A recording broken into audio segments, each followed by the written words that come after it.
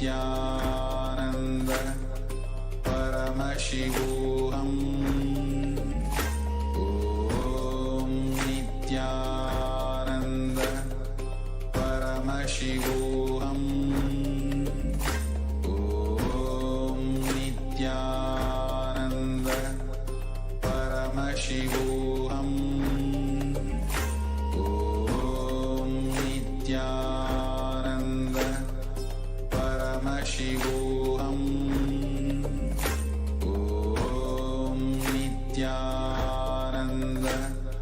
Paramashivoham. Om Nithyananda Paramashivoham. Om Nithyananda Paramashivoham. Om Nithyananda Paramashivoham. Om Nithyananda Paramashivoham. Om Nithyananda Paramashivoham. Om Nithyananda Om Nithyananda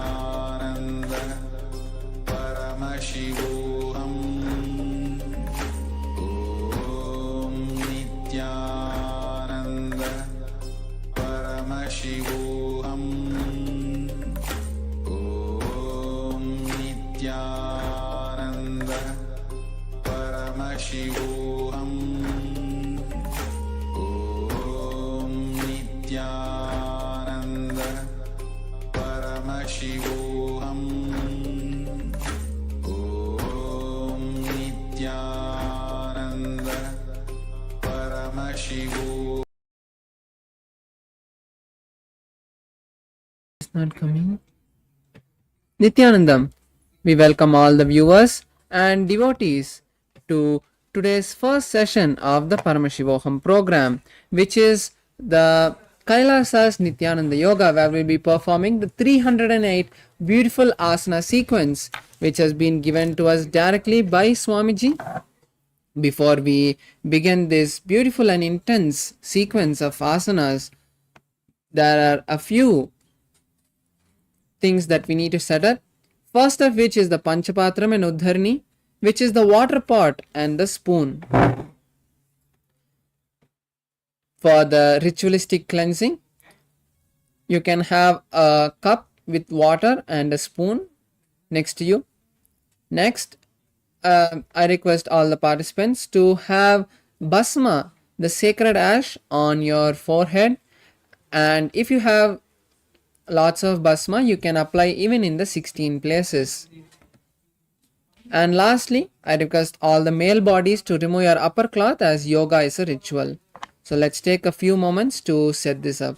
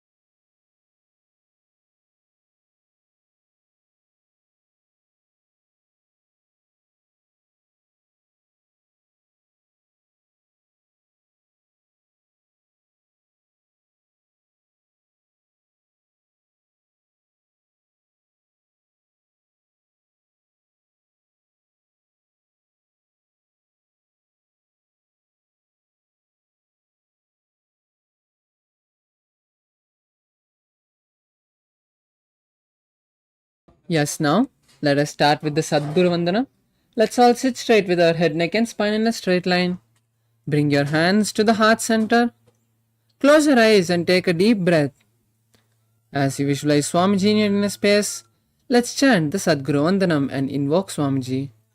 Nithyanandam Paramasukadam Kevalam Jnanamurtim Dvandvatitam Gagana Sadisham Tattvamasyadilakshyan Ekam Nityam Vimalamachalam Sarvadi Sakshibhutam Bhavatitam Trigunarahitam Sadgurum Tam Namami.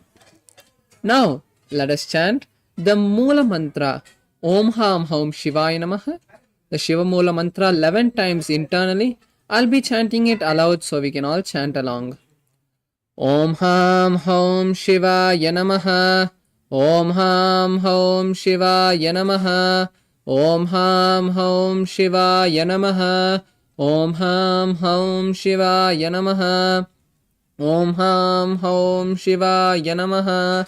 Om Ham Hum Shivaya Namaha. Om Ham Hum Shivaya Namaha. Om Ham Hum Shivaya Namaha. Om Ham Hum Shivaya Namaha. Om Ham Hum Shivaya Namaha. Now, let us perform the Tattva Chamanam, the ritualistic cleansing. Please take your Panchapatra and Uddarni, the water pot and the spoon, and place it in front of you. Now place your hands in Gokarna Mudra shown by the Acharyas, which is open your palms straight and bend the index finger towards the center of the palm, making a cup with your cupping your palm to allow the water to stay there. Now once you have kept your right hand in the Gokarna Mudra, pour a spoon of water in the palm and drink it when you hear the word Swada. Om Atmadattvam Shodayami Swada. Now pour another Uddarni of water in your hand and drink it. Vidyadattvam Shodayami Swada. Now pour another Uddarni of water and drink it. Shivadattvam Shodayami Swada. Now wash your hands with the Uddarni of water. Now with your right hand base of the right hand thumb, wipe the upper lip and lower lip twice. Om Ham Hridayaya Namaha. Now wash your hands again with the Uddarni of water. Now with the index, middle and ring fingers touch above the upper lip and below the lower lip. Now wash your hands again with the Uddarni of water. Now with the right hand index and thumb touch the right nostril, the rest left nostril. Then with the right hand ring finger and thumb touch the right eye, right ear and left ear. Wash your hands again with the Uddarni of water. Now with the right hand little finger and thumb touch the navel, the right chest, the left chest, and with all the fingers touch above the head, the right shoulder, the left shoulder, and the heart center. Wash your hands again with the Uddarni of water. Now place your right palm on your left palm and place both your hands on your right thigh as we chant the Sankalpa mantra, which is the mantra to create the conscious resolution, what we want to manifest out of this yoga. By performing this yoga, what do we want to achieve? Setting that declaration in our inner space intensely is what we're going to be doing now. So hold one particular intention or desire that you want to manifest by performing this yoga. And now let's chant the Sankalpa mantra. Om Mamopartha Samasta Durdakshayadhvara Bhagavat Shri Nithyananda Paramashiva Prityartam Shri Nithyanandeshwari Paramashiva Shakti Sameta Shri Nithyanandeshwara Paramashiva Prityartam Cha Adya Purvokta Evam Guna Visheshana Vishishtayam Asyam Shubhaditao Puranarogyakta Dhridagat Yogi Sharira Siddhyartam Paramashiva Shakti Avishkaranatam Nithyananda Yoga Abhyasam Karishye. Now pour a Uddarni of water on your right palm and wash it. Om Apaupasprisya. Now keep your Panchapatram and Uddarni aside so that it does not be a hindrance during the yoga. And now as we have beautifully completed the ritualistic cleansing and the Sankalpa, the conscious declaration, let's have a quick recap of the 12 components, starting with the first component, the asana. The asanas are the various body postures we are going to be performing throughout this Dvitiya Vinyasa Krama. As we perform these postures, we align our body to the cosmic geometry by bending it in particular ways as given to us by Paramashiva. When we do this, it awakens our Kundalini, aligns the energy centers, and manifests health in our life. Next component is the pranayamas. The pranayamas are the various breathing techniques that we are going to be performing simultaneously along with the asanas. As we perform these pranayamas, they allow us to pull the maximum prana from the surrounding air and lock it into our body without letting it escape when we exhale.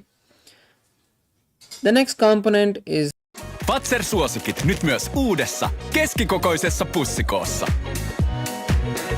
performing. These mudras help us in two ways during this yoga.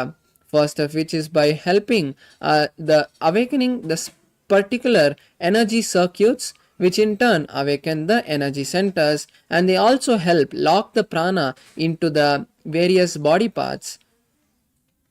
Next component is the bandha, which is the locks that we'll be performing.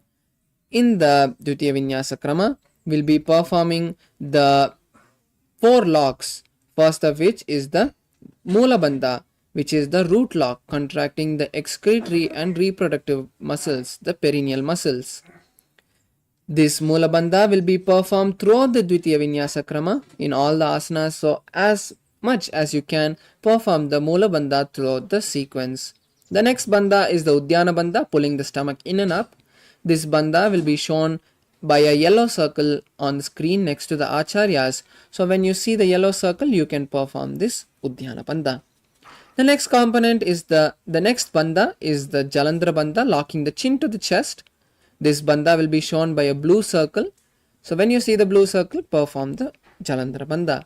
And finally, we'll be performing the Mahamudra bandha, which is performing all the 3 bandhas together. This bandha will be shown by a purple circle as in this first asana, Sukhasana. The next component is the Karanas, the various dance postures that have been given to us by Paramashiva. There are 108 dance postures called the Karanas, which have been directly performed by Paramashiva and passed down from master to master in the Natya Shastras. As we perform these Karanas, they allow the various body parts to get awakened and help the Kundalini travel from the root center to the crown center. The next component is the visualizations. Visualizations as part of this Dvitiya Vinyasa Krama is one of the most important components, as what we visualize during these asanas directly get imbibed and enter our bioenergy. So when we visualize these gods, the great sages, the various other spiritual elements and symbols, they make sure that only the right cognitions and the right energies enter our system. The next component is the chanting of the japa, the internal chanting. The various Mahavakyas which have been given to us by Swamiji, by the Supreme Pontiff of Hinduism, like Shivoham, Mahasada Shivoham, Om Nithyananda Paramashivoham, and various other Mahavakyas will be chanted throughout this Dvitiya Vinyasa Krama for a particular set of asanas. So when you hear the japa being changed, make sure that you start chanting that internally, visualizing the japa going around and around in your throat. The next component is the chanting of the Shastra Pramanas. The Shastra Pramanas are the various scriptural references that have been given to us directly by Paramashiva. These scriptural references have been given to us directly by Paramashiva, so we can remember that when we perform these asanas, we are performing the most authentic yoga. The next component is the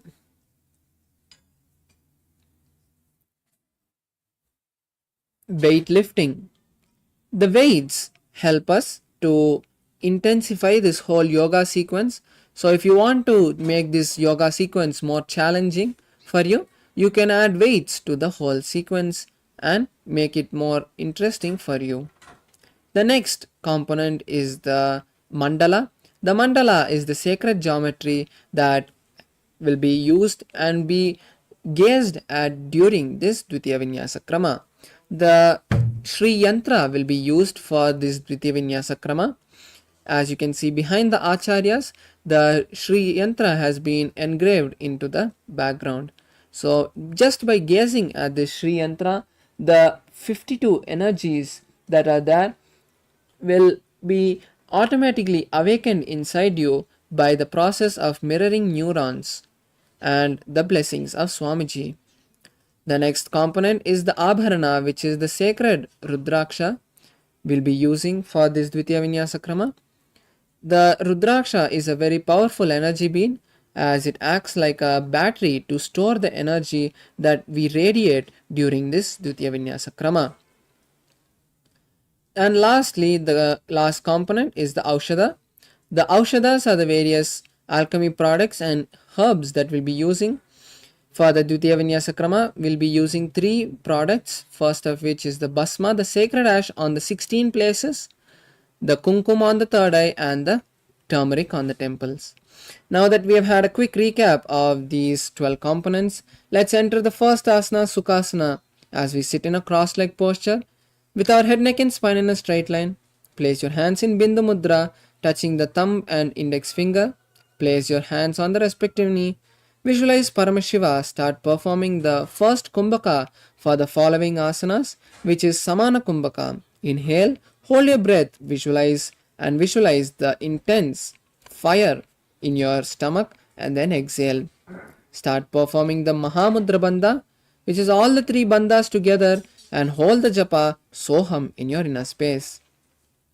Tatsukha asanamiktyuktam ashaktastat-samacharetasana vijitam yena jitam tena jagatrayam. The next asana is Parvatasana.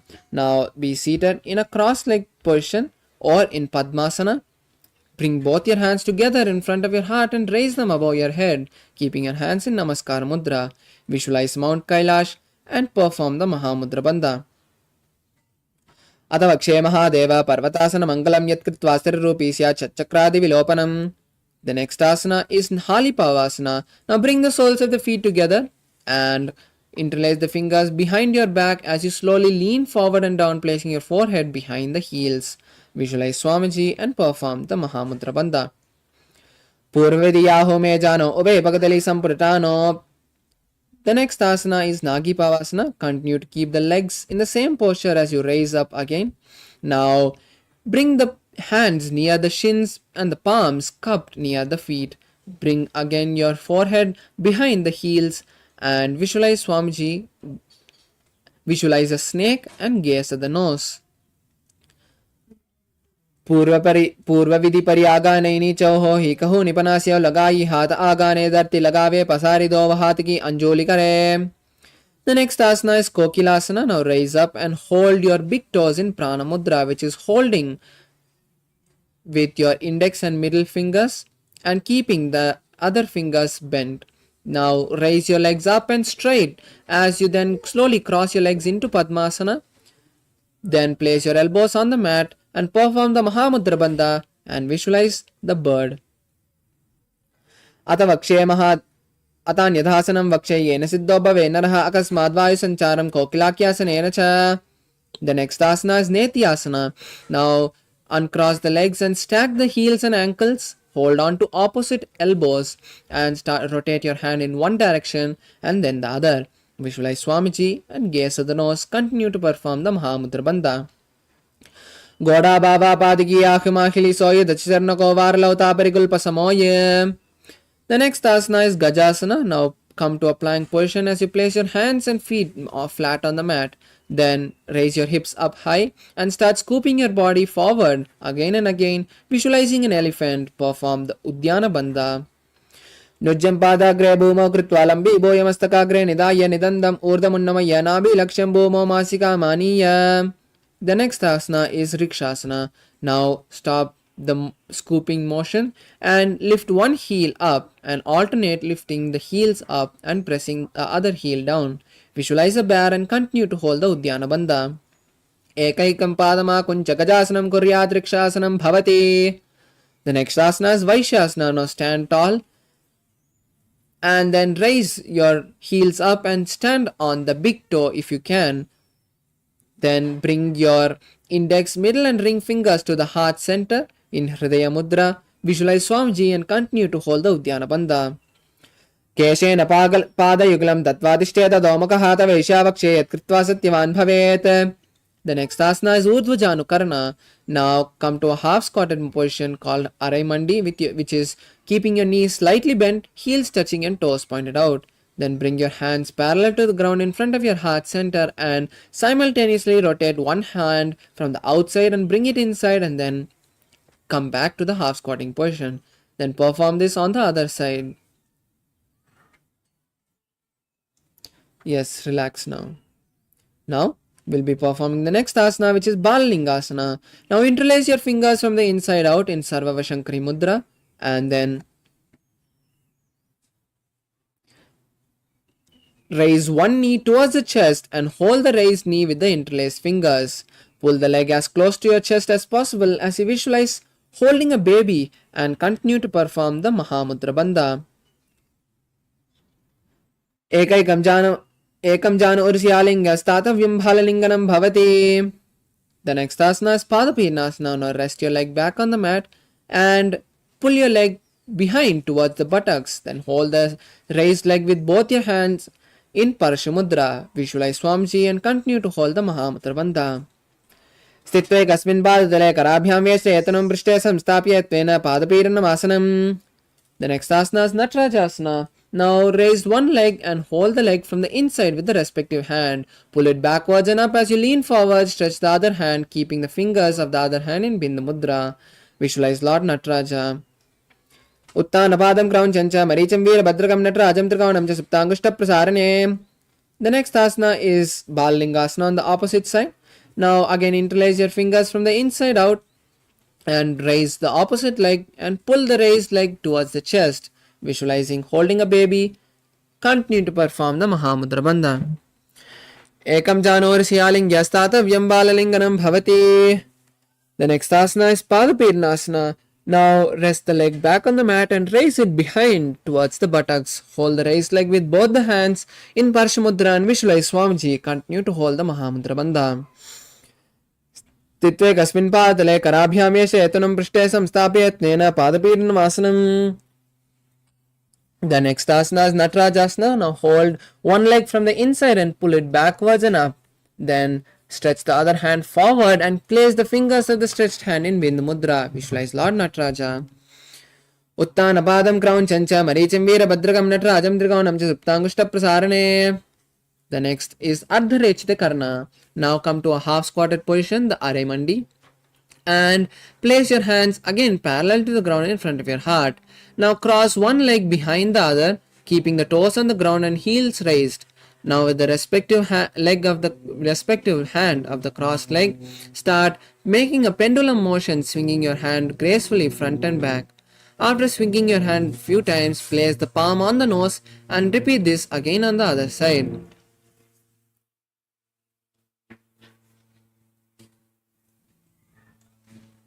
Relax. Now we'll be performing the skeleton dance. Intensely start shaking your body without any pattern. You can close your eyes or keep them open, but make sure you keep your balance. Intensely shake your body in all directions without any pattern in the way you're moving your body. Visualize all the laziness and tiredness leaving your system and Swamiji intensely filling it. Yes, relax now. Now take a moment to catch your breath as we continue to the next karna, which is the Katichina Karna. Now come back to the half squatting position and this time raise your hands above the head, keeping the palms, wrists crossed. Now turn to one side and open the palms and hands wide, and then again turn to the center and cross your hands behind the head. Then again turn to the other side and repeat the same as you repeat this again and again on both sides. Yes, relax now. Now we move to the next asana, Tadasana. Now stand tall on the tip of your toes and raise your hands parallel to each other, keeping the elbows straight. Visualize a palm tree. Perform the Mahamudra Bandha and hold the new japa Shivoham in your inner space. Mahamudra Bhadrakono Tadasana Bhedakanvino Tanam Sara Kuryat Antarvatni Patipriyat. The next asana is Uttanasana. Now lean forward and down, placing the forehead on the knees and the hands by the feet. Push your body as close to the legs as possible. Visualize Swamiji in your inner space and continue to hold the Mahamudra Bandha. Mahamudra Bhadrakono Tadasana Bhedakanvino Tanam Sada Kuryat Antarvatni Patipriyat. The next asana is Tarakshvasana. Now come to a plank position as you keep your hands shoulder width apart and your toes tucked. Tuck your chin to the chest and rotate it from side to side in Jalandhar Bandha. Visualize Swamiji. Gajasana Vastitvam Varam Varam Dakshinuksham Savyaksham Nayet Tarakshvasanam Bhavati. Now slowly lie down on the stomach as we perform Bhujangasana. Place your hands by the chest and raise your upper body with the strength of the lower back. Open your mouth wide and inhale through the mouth and exhale through the nose in Bhujangani Mudra. Visualize a cobra. Angushtanabhiparyantam madobhomo vininchetkarabyam chadram datva udashishapanivahi. The next asana is Shashasana. Now come back to the plank posture as you start alternate bringing one knee to the chest. Repeat this again and again as you visualize Swamiji and start performing the new Kumbhaka for the following asanas, which is Sahaja Kumbhaka. Inhale, hold the breath and exhale comfortably. Gajasana Vastito Janudvaima Kuncha Varam Varam Kautavyam Sashasanam Bhavati.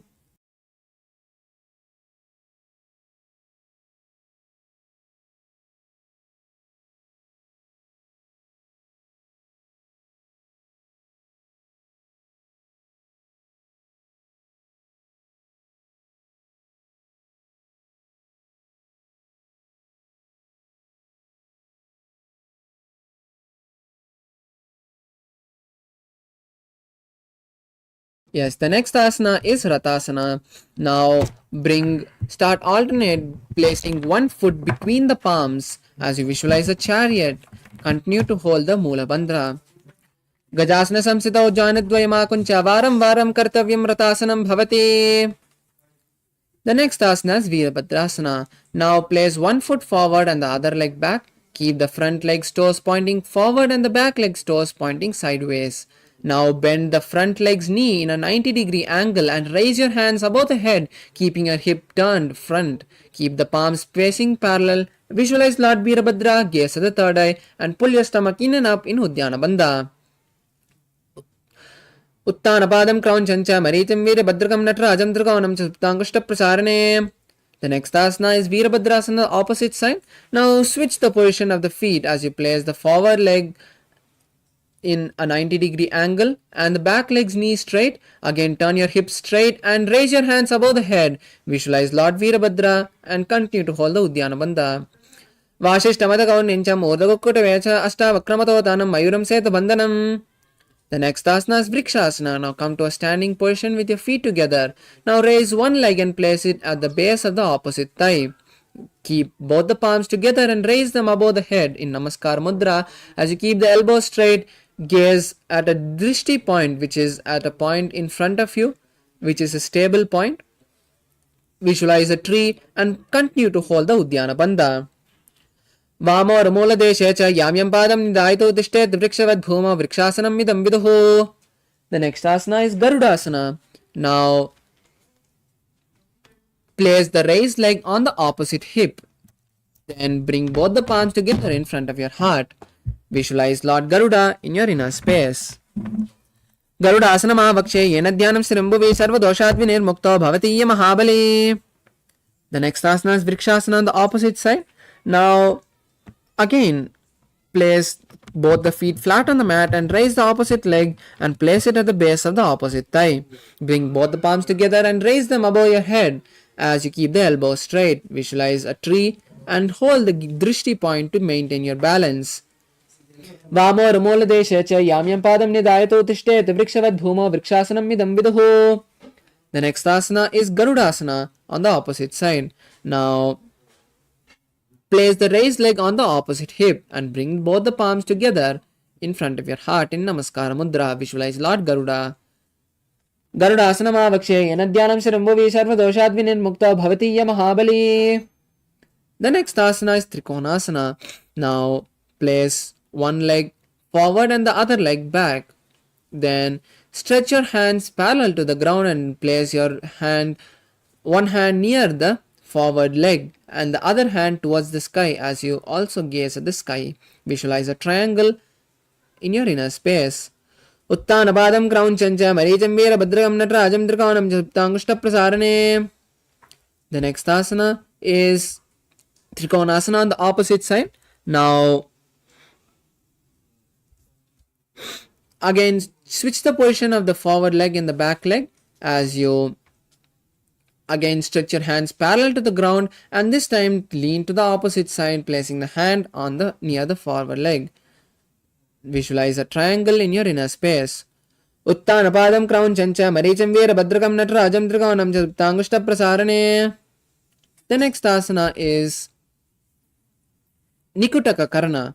Now come to a half squatting position, the Arai Mandi again, and now bring both your hands parallel to each other in front of your heart center. Now simultaneously switch, raising one heel and switching the position of the hands. Perform this again and again on both the sides. Yes, relax. Now we move to the next asana, which is Angushtasana. Now come to a squatted position as you squat on your heels. Then keep the knees together and hands together in front of the heart center in Namaskara Mudra. Start performing the new Kumbhaka for the following asanas, which is Brahmari Pranayama, which is inhaling and exhaling, making a buzzing sound. Visualize Swamiji in your inner space and hold the new japa Sadashivoham in your inner space. Kabanda asanamityaho gorakshasana evacha angushtamushtigam yayam brahma prasaditam tata. The next asana is Saurasana. Now stretch one foot forward and keep both the hands by your side with the palms facing forward and the toe fingers pointing towards the ground. Visualize Swamiji in your inner space. Prasaryekam padatalam samstapyatveka padakam. The next asana is Vidunanasana. Now keeping the legs in the same posture, hold the forward leg with the respective hand in Parshamudra, which is holding the big toe in with the index and middle finger, and hold the back legs heel with the respective hand. Visualize Swamiji in your inner space. Gulpastitau padam ekam prasarya tatpadagaram samsida tatkarena.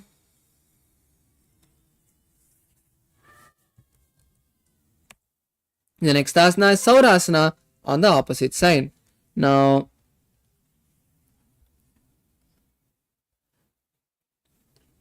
again switch the position of the feet and keep your hands by your side with the palms facing forward. Visualize Swamiji in your inner space.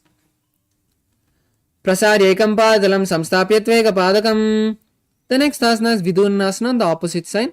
Now hold the forward legs, stretch legs, big toe with Prana Mudra with the respective hand and the back legs heel with the respective hand. Lean forward and bring your forehead as close to the stretched legs knee. Visualize Swamiji in your inner space. Gulpastitau padamekam prasarya tatpadagaram samside tatkarena. The next asana is Brahmacharunkushasana. Now again come to a squatting position. As you sit on both the heels, keep your knees wide apart and your palms on the respective knee. Visualize Swamiji, tuck your chin to the chest in Jalandhara Bandha and gaze at the floor. Do panapani hoy vese edi do goda vinese korpagadalya ki mahili aise mahera semili. The next asana is Kapilasana. Now place your knees on the ground and your hands continue to rest them on the respective knee. Visualize the great sage Kapila.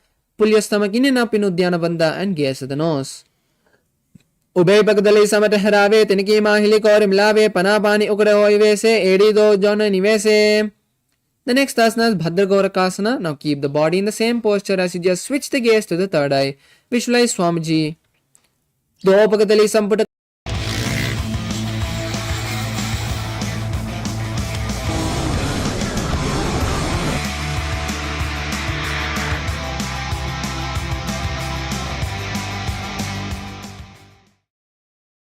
Index, bring the little and thumbs together as you open your palms wide like a lotus and raise your hands straight above the head and gaze through the gap of the palms. Visualize Lord Surya and perform Uddiyana Bandha. एड़ी दो गुड़ा तरियाने पना पानी बेटक बुटिडाने गोड़ा जंगे आदे करे रहे आड़े बामी विसी विधि गहे. The next asana is Mandukasana. Now place your knees on the ground and sit on the flat heels. Visualize a frog, gaze at the third eye and perform the Manduki Mudra, which is rolling your tongue and pressing the back of the tongue against your upper palate. Pada taloprishtha deshe anguштadvech samspriyat jano igram puriskritya sadhet Mandukasanam. The next asana is Uttana Mandukasana. As you continue to be seated in the same posture, raise your hands and cross them behind your head, touching the opposite shoulder. Visualize a frog. Continue to visualize the frog and gaze at the third eye. Continue to hold the Manduki Mudra and now perform Uddiyana Bandha. Mandukasana Madhyastam Kurparabhyam Chiram Ditaha Etad Bekavaduttanam Etaduttana Mandukam. The next asana is Simhasana. Now be seated as you cross your ankles and sit on the crossed ankles.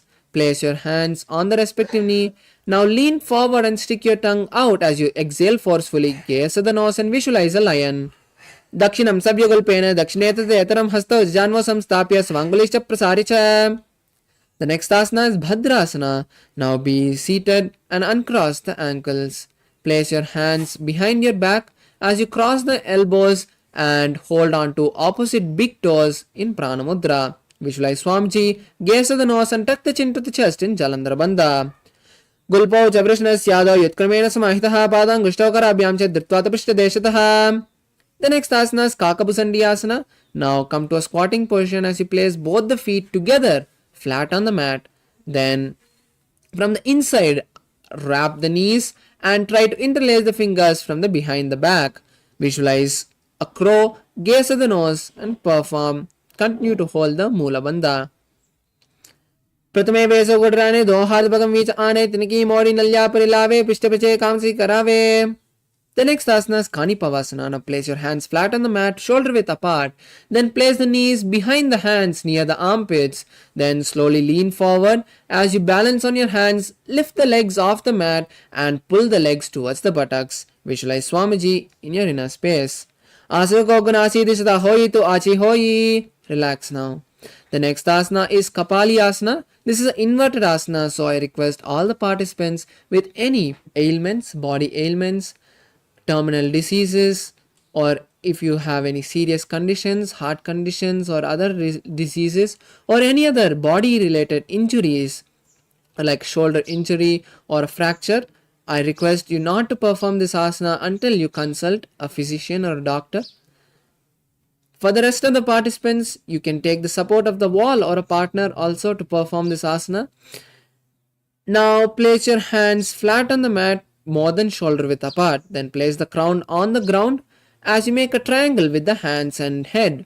Now place the knees on the back of the hands. As you find balance, slowly start raising your legs up and straighten your knees as much as you can.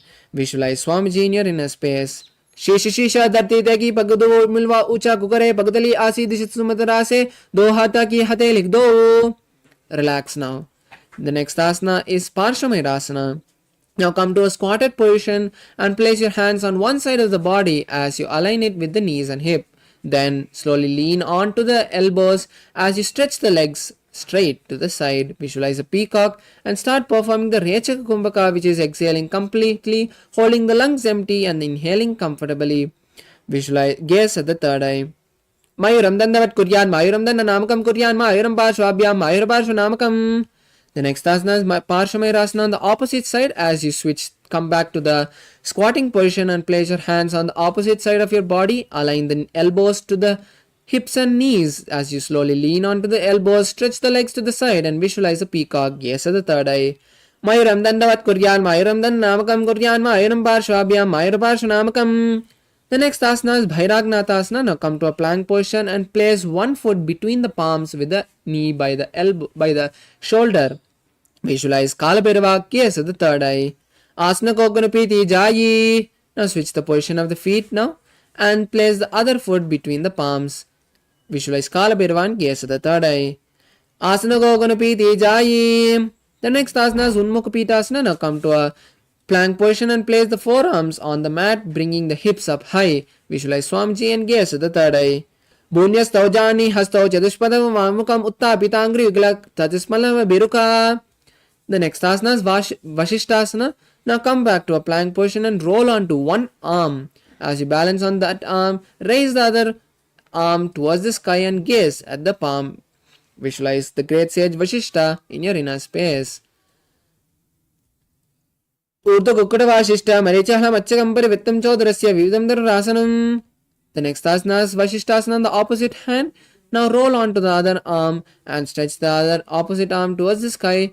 Gaze at the sky as well. Visualize the great sage Vashishta. Urdhva Kukkada Vashishta Marichala Machakampari Vittam Chodrasya Vividam Dhararasanam. The next asana is Anjani Asana. Now come to a seated position as you keep your legs stretched forward with the toes pointing up. Now insert your hand under your buttocks and gaze at the nose as you tuck your chin to the chest in Jalandhara Bandha. Visualize Lord Hanuman. दो करा की ube हथेली कोरवारली में ले भेली सो आगाने भूपरिदासे महाने अंगुली में रिलासे. The next asana is Pachimatanasana. Now lean forward and down. Hold the big toes with the respective hand in Prana Mudra. Place the forehead on the respective on the knees and push your body as low as possible. Visualize Swamiji and perform Mahamudra Bandha. Hold the new japa Mahasada Shivoham in your inner space. Janu Parilalatam to Paschimantanu Muchate Yena Kena Prakarena Sukamdarim Chajayate.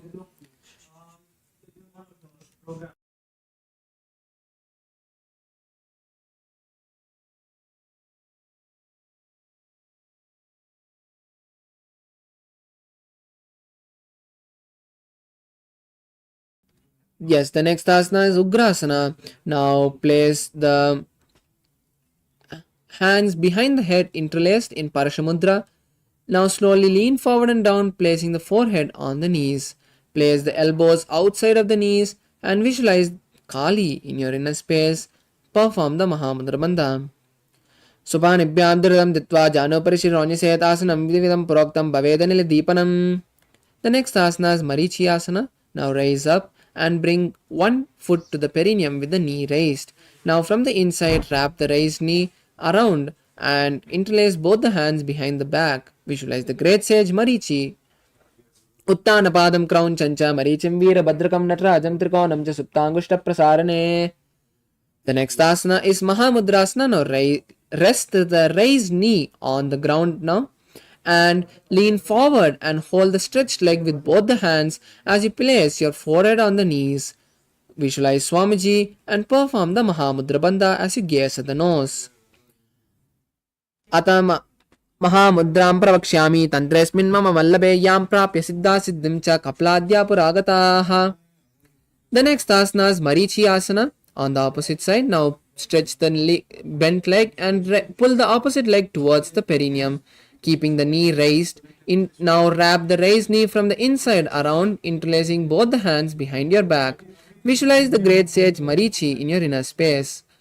Uttana Padam Crown Chancha Marichim Veera Badrakam Natrajam Trikonam Ja Suptangushta Prasarane. The next asana is Mahamudrasana. Now rest the raised knee on the mat and hold the stretched leg with both the hands as you place the forehead on the knees. Visualize Swamiji, gaze at the nose and perform the Mahamudra Bandha. Mahamudram Pravakshami Tantresmin Mama Vallabe Yam Prapi Siddha Siddham Cha Kapiladya Puragataha. The next asana is Bhadrasana 2. Now bring the soles of the feet together and place both the hands on the respective sole. Visualize Swamiji, gaze at the third eye. Gulpo Tavrishnasyadha Shivanyaf Pashvayakshibet Padava Shvetupanibyam Dhitam Badvastu Nischalam.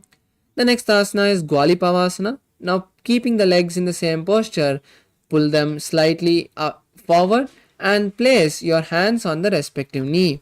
Visualize Swamiji, gaze at the nose and tuck your chin to the chest in Jalandhar Bandha. Continue to perform the Rechaka Kumbhaka. पूर्वचरपट चौक सोही वाही video की जी सोही यामे एड़ी भिन्न जुरासे अंगुल आत अंतरोरासे.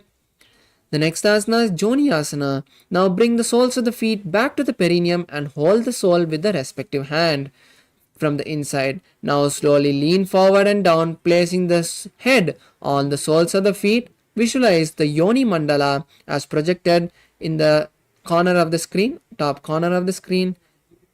Gaze at your nose. दो पगदली संपुट करे AD made के ढिंग दरे अर्ध हाथ को अंतर रासे लिलाट पगतल्या ऊपर दासे. The next asana is Miriki Pavasana. Now bring your feet away from the perineum and stretch your hands to the ground parallel on top of the knees. Visualize Swamiji, gaze at the nose. पूरबबिधि परिपगतली संपुट सोल एडी मिलीरा से येड्यासु माहिली कानी अंगुल दो अंतरे लिलाट दर्ति लगावे. The next asana is Siddha Samadhi asana. Now bring your soles back to the perineum as close as possible and insert the hands under the shins, keeping the palms faced up. Now place your neck in front of the toes, making sure the toes touch the back of the throat. Visualize Lord Surya in your inner space and gaze the nose. दो पगदली संपुट करे soul made का आगा मेदरे अंगुल आत अंतरोरा से AD को ऐसे विदा से. The next asana is Chiniki Pavasana. Now remove your hand from under the shins and place your hands on the respective sole. Open the soles now like a Flunssa alkaa monesti kipeällä kurkulla. Silloin Ratiofarmin Flusils-imeskelytabletit lievittävät kurkkukipua. Ratiofarm. Laadukkaita lääkkeitä edullisesti. Ratiofarm. the respective knee. Pull your soles as close to the perineum as possible and gently press the knees towards the ground. Visualize Swamiji, gaze at the third eye and perform the Uddiyana Bandha, pulling the stomach in and up. दो पगदली संपुट दरे आगा में जारे पसारे गोड़ा बूसो लगता रासे हाथ दो गोड़ा परिदासे. The next asana is Bhairavasana. Now pull the heels up.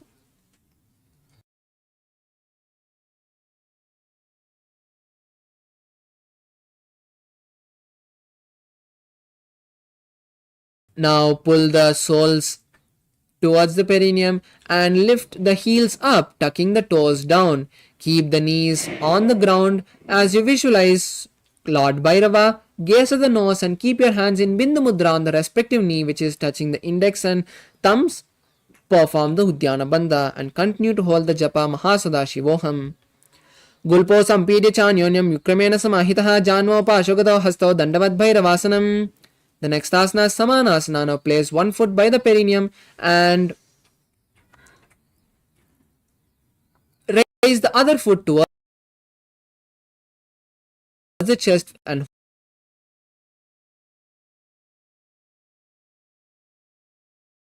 hold the raised foot with both the hands. Visualize Swamiji in your inner space and gaze at the third eye. Samanasana vakshe siddha mantra sadhana deka padamaro datva guhyonya linga vatrake. The next asana is Apanasana. Now place the raised leg on the respective shoulder and stretch the opposite foot straight and up towards the sky. Keep the knee straight and visualize Swamiji as you gaze at the third eye. केवलं पादमेकं च स्कन्धेचार्यप्य तथा एकपादेन गगने तिष्ठेत दण्डवत्प्रभो. The next asana is Samanasana on the opposite side. Now place the raised leg on the ground towards the perineum and raise the opposite leg towards the chest. Visualize Swamiji in your inner space and gaze at the third eye. Samanasana vakshe siddhamanta sadhana dekapadamaro gatva guhyonlinga vatrake. The next asana is Apanasana. Now place the raised leg on the respective shoulder and stretch the opposite leg forward and up. Keep the hands by the side for balance as you visualize Swamiji and gaze at the nose. केवलं पादमेकं च स्कन्धे चारोप्य ततः एकपादेन गगने तिष्ठेत दन्तवत्प्रभो.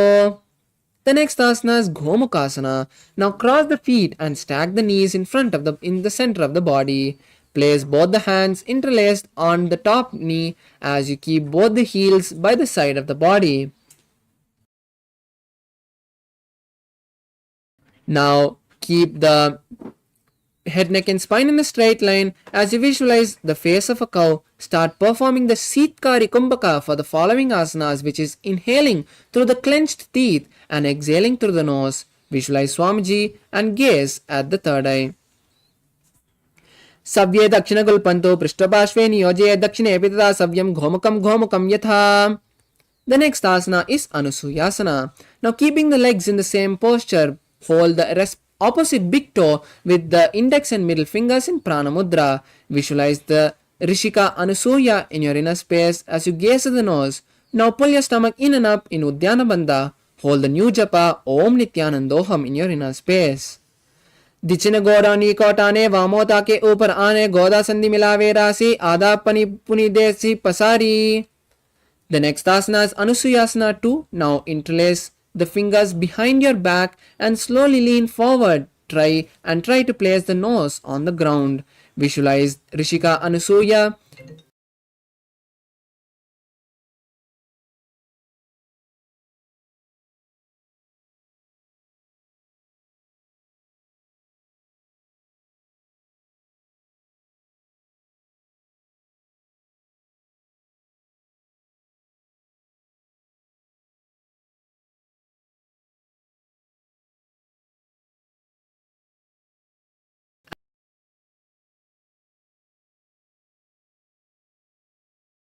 The next asana is Garudasana 2. Now place your one foot by the perineum and the opposite foot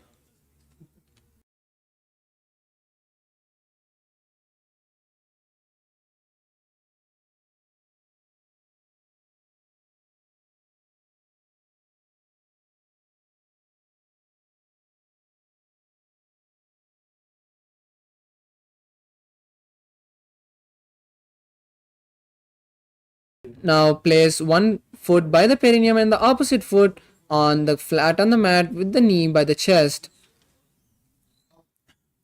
Visualize Lord Garuda in your inner space as you keep your hands on the respective knee. Gaze at the nose. दो पगमोड़ी येडी माहिलम गुल्पमूल द्वारिनी चेदे वैसे जीमिनी पगतली धरती टेकी गोड़ ऊंचो उभोरा से. The next asana is Naradasana.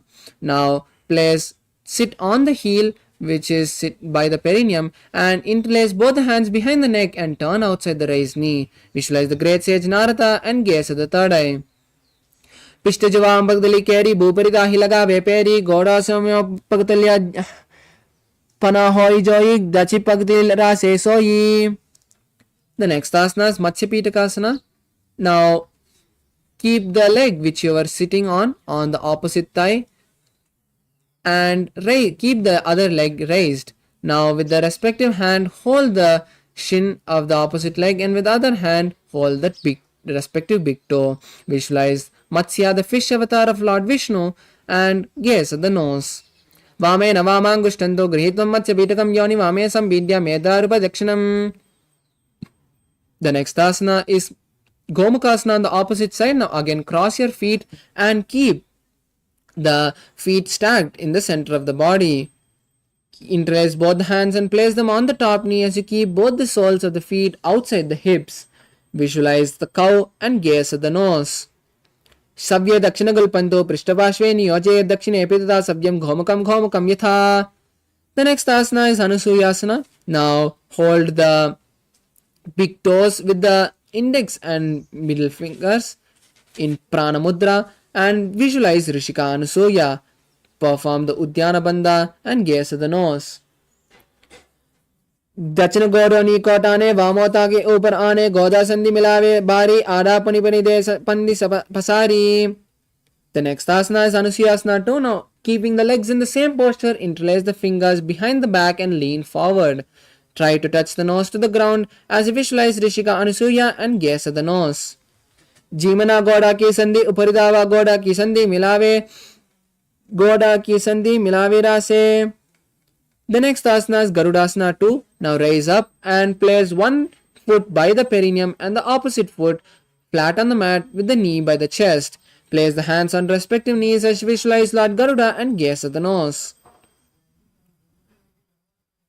Dava Pagamodi Yedi Mahilam Gulpamuladwarni Chede.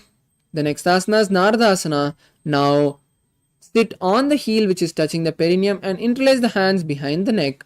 Turn outside the raised knee and visualize the great sage Narada as you gaze at the third eye. Pishtujavam Pagadali Keri Buparita Hilaga Veperi Goda Sido Pano Hejoyi Dachipasitira Sesoyi. The next asana is Matsya Pitakasana. Now place the heel you're sitting on the opposite thigh and keep that opposite leg raised. Now with the respective hand hold the big toe and the other hand hold the shin. Visualize Matsya and gaze at the nose. Vamena Vamangushtantu Grihitam Matsya Pitakam Yoni Vamena Sampidya Medradu Dakshinam. The next asana is Matsyendrasana. Now continue to be seated in the same posture with one leg on the opposite thigh. Turn outside of the raised knee and place the elbow on the knee and place it on the respective ear. Place the opposite hand flat on the mat behind you as you turn back, gaze at the third eye and visualize the great sage Matchendranatha, gaze at the nose. Udanam paschima bhasam kritva tishtati yatnadha namrangam vamapadam hi dakshajanu parinyaset. The next asana is Kubasana. Now keeping the body in the same posture, just hold the opposite big toe with the hand which is touching the ear and with the opposite hand touch the respective ear. Visualize the camel and gaze at the third eye. Asana Gogana Jolo Jhaye. The next asana is Matsyendrasana 2. Now continue to keep the body in the same posture as you just place the hand which is touching the respective ear back on the mat. Continue to be turning backwards as you gaze at the third eye. Visualize the great sage Matsyendranatha. Matsyendra Pitam Jhadra Pradiptam Prachanda Rukmandala Kandanastram Abhyasita Kundalini Prabodham Dandastadahi Pumsam. The next asana is Matsyendrasana on the opposite side. Now place one leg on the opposite thigh and raise the opposite leg. Now turn outside of the raised knee and place the one hand on the raised knee and touch the respective ear with the other hand flat on the mat behind. Turn back and gaze to the third eye as you visualize the Matsyendranatha. Udaram paschima bhasam kritva tishtati yatnadaha namrangam vamapadam hi dakshajanu parinyaset. The next asana is Kubasana. Now keeping the body in the same posture, stretch the hand which is touching the respective ear and raise the hand which is on the ground and touch the respective ear. Visualize a camel and gaze at the third eye. Asana Gogana Jholo Jhaye. The next asana is Matsyendrasana 2. Now place the raised hand back on the mat and visualize the great sage Matsyendranatha. Matsyendra Pitam Jatra Pradiptam Prachandra Mandala Kandanasram Abhyasada Kundalini Prabodham Dandastadahi Pumsam. The next asana is Padmasana. Now come to a seated position as you place your legs on opposite thighs. Visualize Paramashiva, gaze at the nose, perform the Mahamudra Bandha and hold the new japa Om Nithyananda Mahasada Shivoham in your inner space. Asanam Dividam Proktam Padmam Vajrasanam Dada Uro Udo Rupari Chedate Ude Ube Padatale Yatha. The next asana is Padmasana 2. Now cross your hands and hold on to the respective big toes in Prana Mudra. Visualize Goddess Parvati and gaze at the nose. Uttano Charano Kritva Uru Samsto Prayatnataha Uru Madhyetato Tano Pani Kritva Tu Tadrishao. The next asana is Kukutasana. Now insert the hand through the gap of the thighs and calves and lift the body off the ground. Visualize a rooster and start performing the Sahaja Kumbhaka, which is simple breathing. Kun Flora maistuu näin hyvältä pienemmillä ilmastovaikutuksilla, skippaa lehmä, älä makua. Vesha Bhuma Vashistet Vyomasta Kukutasana. The next asana is Bhaddakeki Asana. Now from Padmasana, raise to your knees and place your palms on the mat with the palms facing backwards. Now slowly lean forward as you place your navel on the elbow. Find balance and gently raise the legs off the mat as you balance on the hand. Visualize Swamiji in your inner space. Dharamavashtabhya karadvayena tatpurparistami Stha viparshvaha uttrasano dandavadukki mayurametam pravidanti pitam. The next asana is Mayurasana. Now place your legs back on the mat and release the Padmasana. Keep the hands in the same posture as you now slowly lean forward from this kneeling posture and place the navel again on the elbows. Now slowly kick the legs off the mat and balance on the hands as you visualize a peacock. अथ वक्षे महादेव मयूरासनम उत्तमम भूमो निपाद्य हस्तौ दौ कूर्परोपरि देहकम. Now lie down on your stomach in Makarasana as you open your legs wide apart and keep the toes pointed sideways. Interlace the fingers and place them on the head and visualize a crocodile. Adhyasasete hridayam nidaya bhumo chapado cha prasarimano. The next asana is Shalabhasana. Now place your hands by your side and bring the feet back together. Now raise the feet and thighs off the mat as you visualize a locust. अध्याससेते करयुग्मं वक्षो भूमिमष्टभ्य करतलयोस्तलाभ्याम. The next asana is Ustrasana. Now bend the knees and bring the legs towards the buttocks. Hold the legs from the outside and pull them down beside the hips as low to the ground as possible. Visualize a camel in your inner space. Adhyasete sete padayugmam vashtam prishte nidapya ditam karabhyam. The next asana is Dhanurasana. Now keeping the legs bent, hold the legs from the inside and now simultaneously pull the legs up and thighs up and lift the upper body, bending the back as much as possible. Visualize a bow in your inner space. Prasarya pado vividanda rupo karocha prishte ditapada yugmam. Relax. Now come to a seated position in Bhagasana. Now place your heels flat on the mat outside of the hips and place the hands on the respective knee. Keep the head, neck and spine in a straight line. Visualize Swamiji, gaze to the third eye and hold the chapa Om Nithyananda Paramashivoham in your inner space. Ulta modi pavado bese bahro jagati kare ek vese pavana mahila gulpa jujano. The next asana is Gohyasana. Now this is an inverted asana, so you can take the support of a wall or a partner to perform this asana. Now place your forearms on the mat and keep the fingers interlaced. Then place the crown between the interlaced fingers and raise your knees off the ground. Then start walking forward as you stack the hips above the shoulders, then kick the legs up and balance with your knees bent. Visualize Swamiji and gaze at the nose. दो हाथ की कहूनी जोई पुनी कराले जाड़े दोई. Relax. Now the next asana is Shirasasana. Now slowly straighten the legs from Gohyasana and balance there as you visualize Swamiji and gaze at the nose. Viparitam mandalam cha didaiva vidyanam hinaha dandasanam diva proktam viparitopaveshane. The next asana is Podhyasana. Now come to a seated position. As you keep your legs straight. Now place your hands under the calves and lift the legs off the ground. Balance on the buttocks with the knees straight. Try to place your forehead on the knees and visualize Swamiji. Start performing Bhastrika Kumbhaka, which is intense exhalations continuously. दो हाथ पकड़ आने गोड़ा तरे कांक सीटाने अंगुष्ठ पिष्ट लगता दारे चरण ube Asad शिकारे. The next asana is Parigasana. Now rest your legs on the ground and cross your hands behind the head and touch the opposite shoulder. Then lift the leg off the ground, bringing it to a 45-degree angle. Visualize a maze, gaze at the third eye and continue to perform Bhastrika Kumbhaka. Uttana Shainam Kur Kritva Pado Militva Prasarya Nidambam Bhumo Sprishya Hasta Abhyam Kandram Dritva. Relax your legs now. Now place your hands parallel to the ground or place the forearms by your hips on the ground. Then raise your legs again to a 45-degree angle as you gaze at the third eye. Continue to perform the Bhastrika Kumbhaka and visualize a boat. Uttana Shainam Kurparabhyam Bhumimavashtabhyam. The next asana is Rudrasana. Now bring the soles of the feet together and now scoop the hands from under the legs and then pull the legs towards the chest. Visualize Lord Rudra, gaze at the nose and perform Bhastrika Kumbhaka.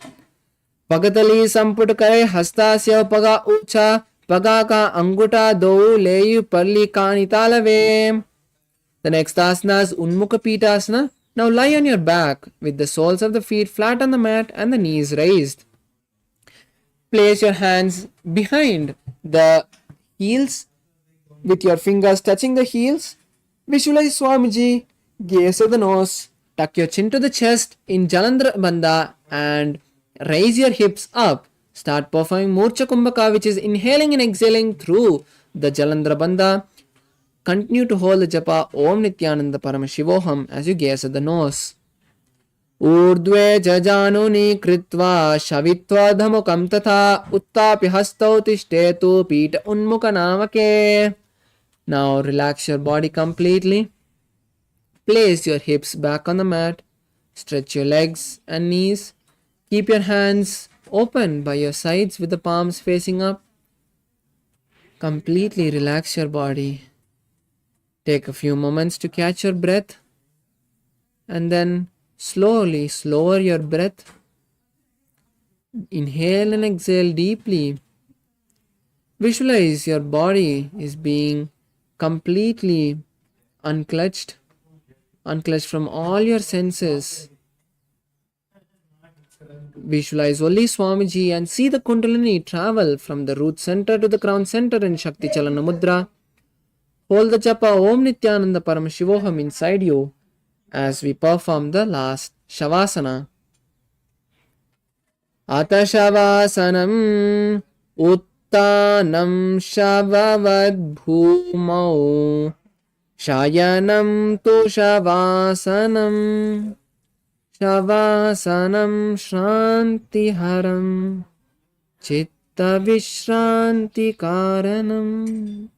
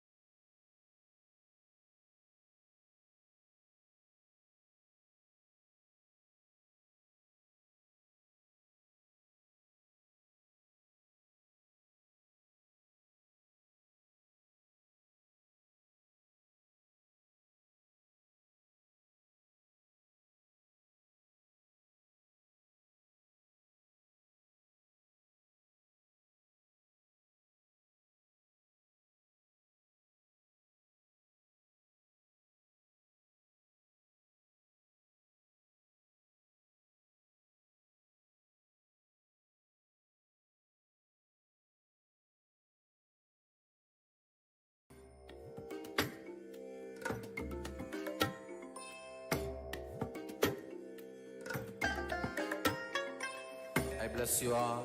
Let you all open all your three eyes and manifest the powers of Mahasadashiva. Om Nithyananda Paramashivoham.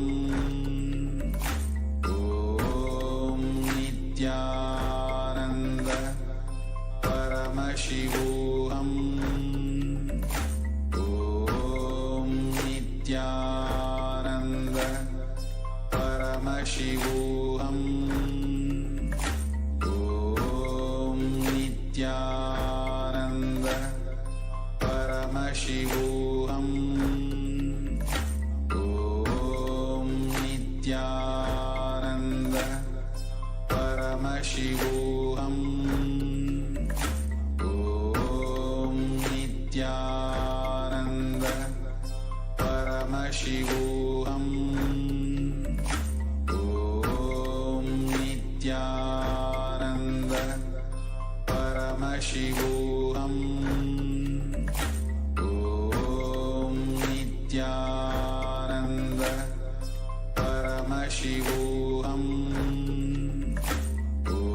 Om Nithyananda Paramashivoham. Om Nithyananda Paramashivoham. Om Nithyananda Paramashivoham. Om Nithyananda Paramashivoham. Om Nithyananda Paramashivoham. Om Nithyananda Paramashivoham. Om Nithyananda Paramashivoham. Om Nithyananda Paramashivoham. Om Nithyananda Paramashivoham. Om Nithyananda Paramashivoham. Om Nithyananda Paramashivoham. Yes, now slowly come back to your body. Bring awareness from your foot to your head.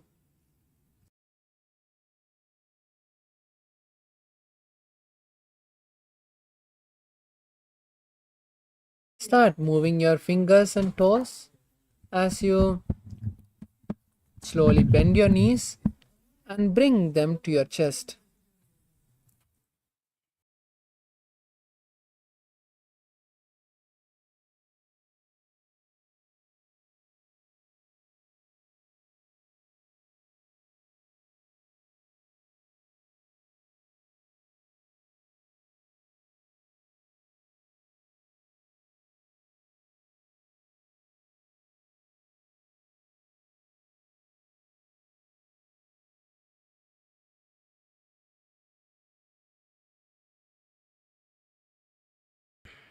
Now rock from side to side and gently get up.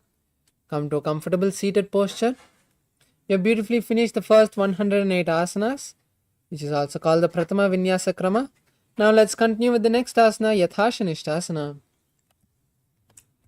Now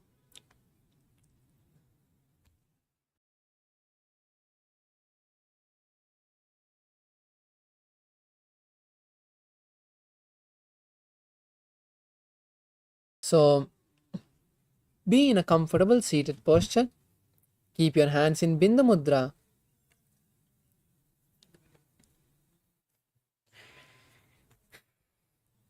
पर्यङ्कं तत्समाख्यातं यत संस्तम्यता स्थितिः.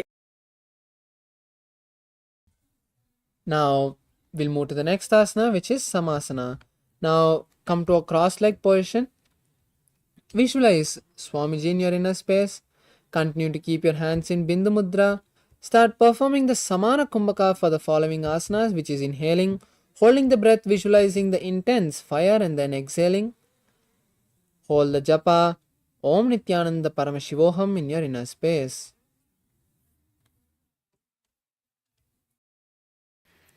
इदानीं गर्भिणीनां योगाभ्यासो यथा लघु सुखप्रसवलाभाय प्रोच्यते प्राक्तने पति. The next asana is Muktasana. Now place your right leg on your left thigh and place your palms on the respective knee. Visualize Swamiji in your inner space, gaze at the nose and continue to hold the Moola Bandha. निपेड्य सीवनीं सूक्ष्मं दक्षिणेत्तरगुल्पतः. The next asana is Siddhasana. Now, keeping the legs and hands in the same posture, just switch the gaze to the third eye. Continue to visualize Swamiji in your inner space. स्थाणुः चलदृशा पश्यन् भ्रुवोरन्तरं चैतन्मोक्षकपाटभेदजनकं सिद्धासनं प्रोच्यते. The next asana is Siddhyasana. Now, keeping the legs and hands in the same posture, now continue to visualize Swamiji and perform the Mahamudra Bandha.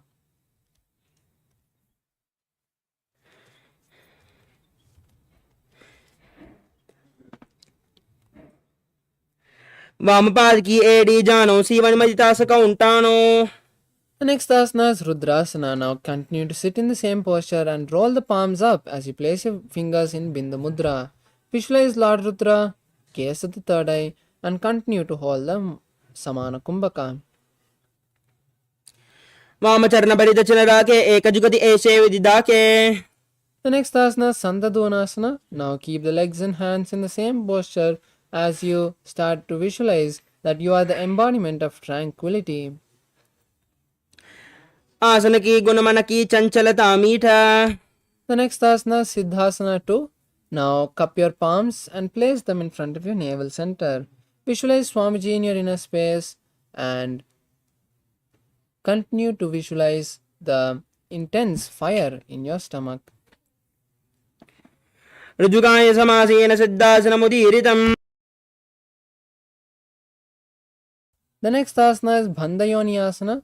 Now, from the same seated posture, visualize that you are the womb of creation.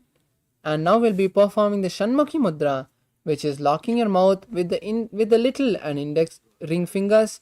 Close the nose with the middle finger. Lock the eyes with the index and the ears with the thumb. यत्र मध्ये महादेव बन्धयोन्यासने शुरौ यत्कृत्वा केचरो भूत्वा विचिरेत् ईश्वरो यदा. The next asana is Virasana. Now release the Shanmukhi Mudra and place your hands in Bindu Mudra. Touching your index and thumbs, place the hands on the knees. Visualize Swamiji in your inner space. एकं पादं प्रसार्य एकं पादस्य पार्श्विनाशिनी. The next asana is Valmikasana. Continue to be seated in the same posture with the hands and legs in the same posture. Gaze at the third eye now and visualize the great poet Valmiki in your inner space. दावा पगा की भगतली पुनि एड़े है Zoya. The next asana is Joni Mudrasana. Now place your hands on the knees. Place your palms on the knees and visualize the Yoni Mandala. Gaze at the nose.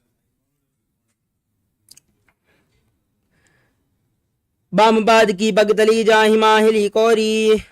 The next asana is Yoni Asana. Now continue to be seated in the same posture as you also hold the visualization of the Yoni Mandala. Just switch the gaze to the third eye. योन्यासनं पर्वतेन योगं योगफले निलं तत्कालफलं तावत् केचरो यावदेव हि. The next asana is Bhadrasana 3. Now bring the soles of the feet together and hold the soles with the respective hand.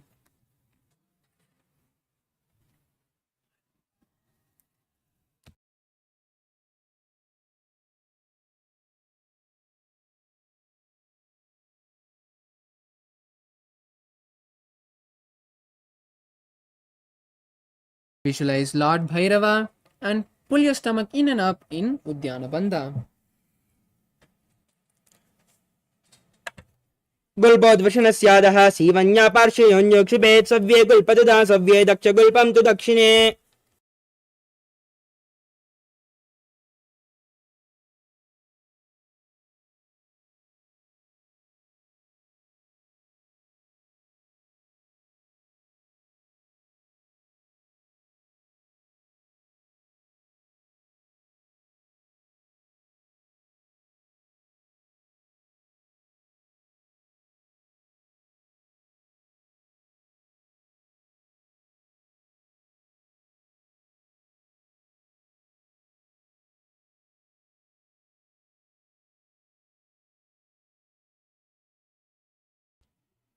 The next asana is Ardhodasana. Now sit with your heels close to the perineum and cover your mouth with your right hand as you close the left nostril. Inhale through the right. Hold your breath. And then exhale through the left nostril. Gaze up towards your third eye. Push your tongue upwards in Kechari Mudra as you gaze to the third eye and visualize yourself as an Aghori. Purvakaho Bishrika Joyi Vahi Vijisoki Jesoi. Next up is Kanari Pavasana. Now sit with your toes together, heels apart.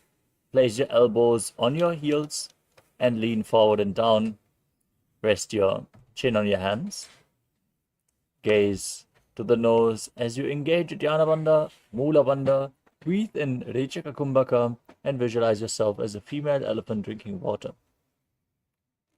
कानरी पमासन ग्वाली पमासन कक्षो है जहाँ से Yahoo में जाने विदिते से. Next up is Padasana. Now sit with your knees raised, bring your arms between the thighs and calves, and interlace your fingers in front in Parasha Mudra. Gaze to your nose and visualize Swamiji in your inner space as you keep breathing in Rechaka Kumbhaka. Exhale all the way.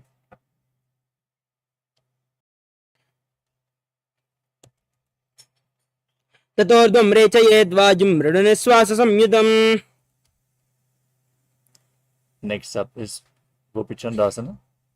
Now interlace your fingers around the feet with the soles of the feet together. Bring the toes to the groove of your throat. With your heels touching the chest, your chin on the hands. Gaze to your nose and visualize and embody the state and space of a king. पूरब विधिबर बगा का अंगूठा का तांकू पाराशे. Next up is Uddhadasana. Now bring your arms below the feet. Keep the soles together. Interlock the fingers around the toes as you raise your feet up. Place your chin on your hands. Gaze to your nose and visualize your body free from any defects. दो भक्तली संबुरनाने उभय हस्त करे उर्ध हिटाने.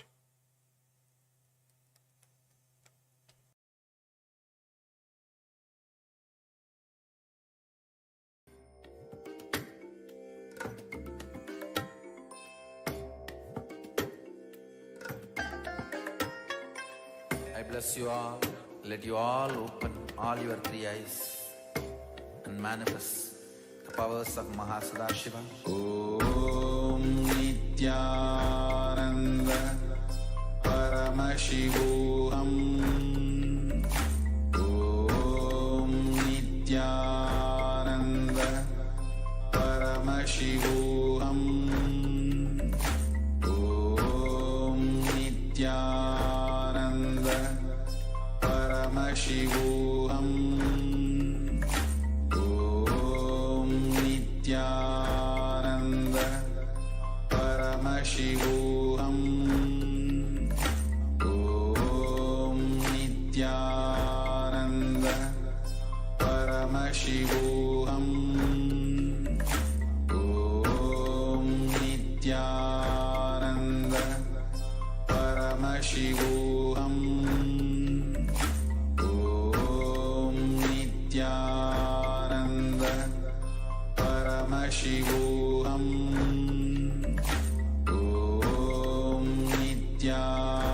Om Nithyananda Paramashivoham. Om Nithyananda Paramashivoham. Om Nithyananda Paramashivoham. Om Nithyananda Paramashivoham. Om Nithyananda Paramashivoham. Om Nithyananda Paramashivoham. Om Nithyananda Paramashivoham.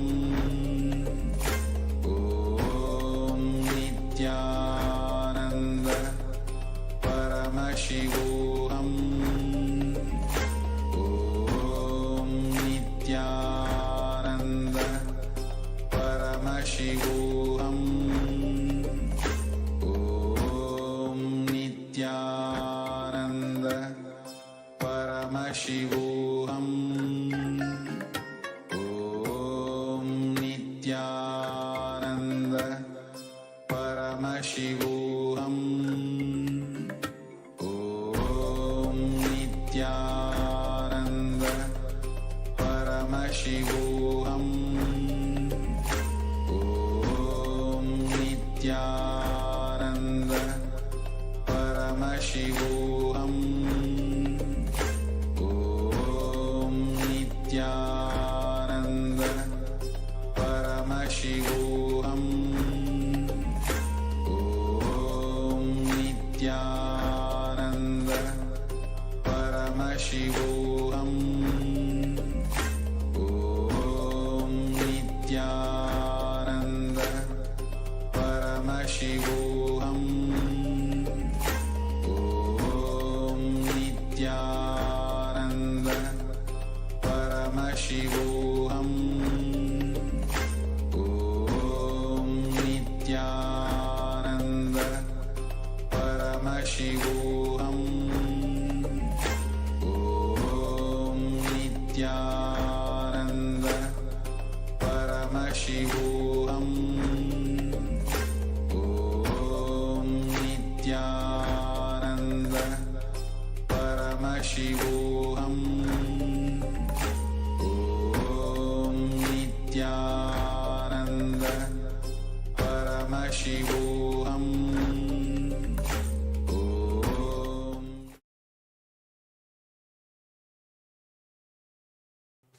Yes, sorry for the technical glitch. We are back. We're going to continue with the next asana of the sequence, Vishishtasana. Now sit with your feet together. Bring your arms under your legs and raise your feet up in front of your face. Keep your fingers interlocked, the palms over your forehead, as you visualize yourself excelling in everything.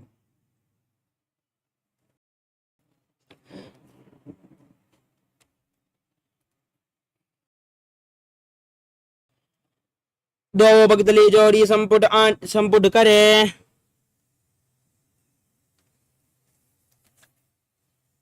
Next up is Bhujasana. From a seated position, now bring your legs over top of your shoulders and bend your elbows to bring your hands up towards your shoulders as you visualize yourself as a cobra. शीर्षासनं तु विज्ञेयं काक्षासनमतः परं ग्रीवासनं च परमं भुजासनमिहोचयेत्. Next up is Kalyanasana. Now keep your feet raised over top of the respective shoulder and bend your arms behind your back, interlocking your fingers in Parasha Mudra as you visualize yourself as a beautiful, auspicious goddess as you gaze to your nose. दो हाथ पगाम विच आने तुनको गोडानी चेटाने बहुरिपागत्या बाहरल्यावे पुनः युगति ऐसे ठहरावे. Next up is Sankatasana. Now keep the top of the left foot flat on the mat, sit on the left heel and bring the right knee over top of the left, right heel to the left hip. Now place your hand on opposite knees and visualize yourself as an elegant swan as you gaze in Vaishnavi Mudra without focusing on any external object. Breathe in Ujjayi Pranayama. वामपादं चितेर्मूलं संयस्य धरणीतले वादन्नेन याम्येन वेष्टयेद्वामपादकम्. Next up is Dhenukasana. Now slide the left heel outside the hip, sit on the ground, place your hands on the top knee, engage Uddiyana Bandha and Mula Bandha as you visualize a cow in your inner space. अनुशाकिनगर पंचदं वृषिहिलण्डकल्यम्नि. Next up is Machandrasana. Now place the right foot onto the left thigh and the left foot on the right knee. Twist your body, bring your left arm behind your back and hold on to the opposite thighs with your hands. Once you catch hold, twist your body even further, gaze up towards your third eye and visualize Swamiji in your inner space. वामजंगवर दक्षिण डाने वामहस्त बिष्टि दिश आने बहरव दक्षिण पाद है जोई ताकि नलजू पकड़े सोई. Next up is Machandrasana 2. Maintain your feet in the same position. Hold on to the big toes in Prana Mudra. Lean forward and down, placing your forehead on the mat. Visualize Swamiji in your inner space as you do so. प्रथम जी मनोचरण जोई वाम जंग बरिरा के सोई ताकि AD कर सोल्यावे बहरव जुकदिया और करावे. Next up is Guru Asana. Now interlock your fingers and place them on the top knee in Parasha Mudra. Lock all three bandhas, Mahamudra Bandha, and visualize Swamiji, your Guru, in your inner space in Guru Asana. ऊर्मूले इद्रपादस्य कनिष्ठिकापदेशे गुल्पं संस्थाप्य तदेव जानु इद्रपादपार्श्वे संस्थाप्य तिष्ठेतस्थौ सम्मीलयेत् गुरुवासनं भवति. Now place the right foot flat and sit on the right heel as you stack the left knee over top, repeating Sankatasana on the other side, visualizing as one. वामपादं चितेर्मूलं संन्यस्य धरणीतले पाददण्डेन याम्येन वेष्टयेद्वामपादकं जानुयुग्मं करयुग्ममेतत् सङ्कटमासनम्. Now bring the right foot outside the hip, sit on the ground, hands on the top knee, visualizing a cow in Dhenukasana. अनुर्षागिनगर पञ्चदं वृषिहिलं डगल्यम्नि. Now repeat Machandrasana. Place the left foot onto the right thigh and the right foot on the left knee. Twist your spine, bring your right arm behind, hold on to opposite thighs, gaze to your third eye and visualize Swamiji in your inner space. वामजंग भरदशिडाने वामहस्तपिष्टी दिशाने बहरो दक्षिणपादे हैं जो ई ताकि नलजू पकड़े सोई. Next up is Machandrasana 2. Untwist, hold onto the big toes and lean forward and down. Place your forehead on the ground. Visualize Swamiji in your inner space. प्रथम जी मनोचरण जो ई वामजंग भरेरा के सोई ताकि एडी करिसोला वे बहरो जुगदीय और करावे. Now interlace your fingers, place them on the top knee, engage all three bandhas as you repeat Guru Asana. ऊर्मूले इद्रपादस्य कनिष्ठिकाप्रदेशे गुल्पं संस्थाप्य तदेव जानु इद्रपादपार्श्वे संस्थाप्य तिष्ठेतस्थौ सम्मीलयेत् गुरुवासनं भवति. Next up is Parshasana. Now place your feet flat with the knees raised against your chest, pulling them close with opposite hands. Gaze up towards your third eye and visualize Swamiji in your inner space.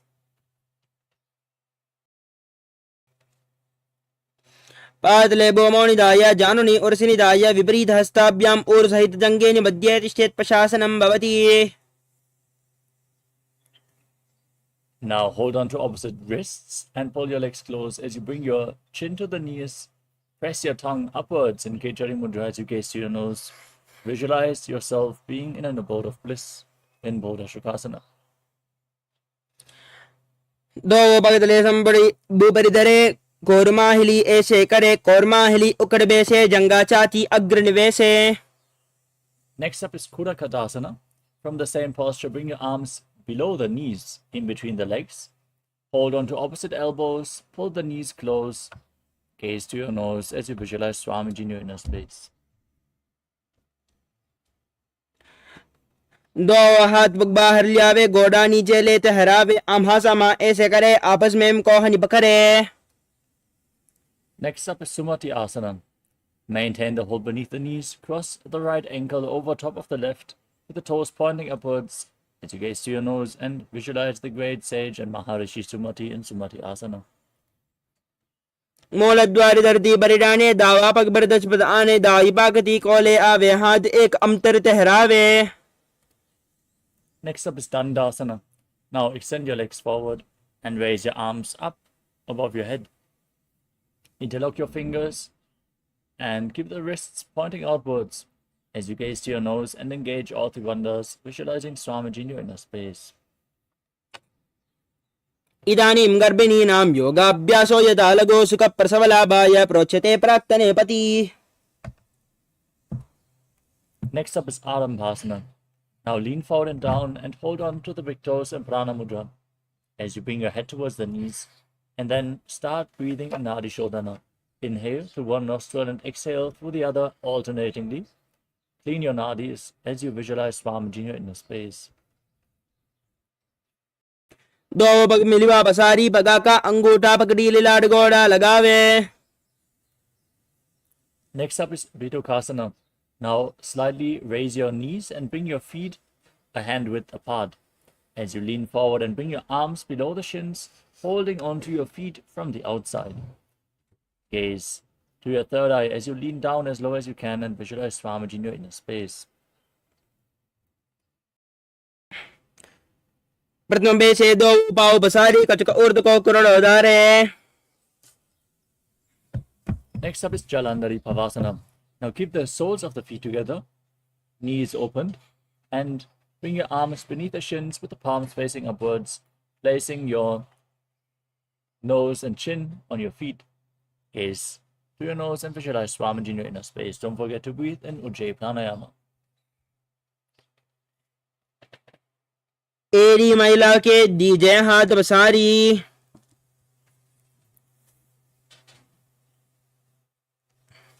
Next up is Urdhva Paschimottanasana. Now bring the left leg behind your neck and lean forward and down. If you can't bring the leg behind your neck, you can cross it over your thighs or pull it towards your chest. Then lean forward and down and hold onto the front foot as in Paschimottanasana. As you visualize Swamiji in your inner space, breathe in Pratyahara Pranayama. Visualize the 9 points of your body as revealed by Mahadeva, which are the soles of the feet, the regenerative organs,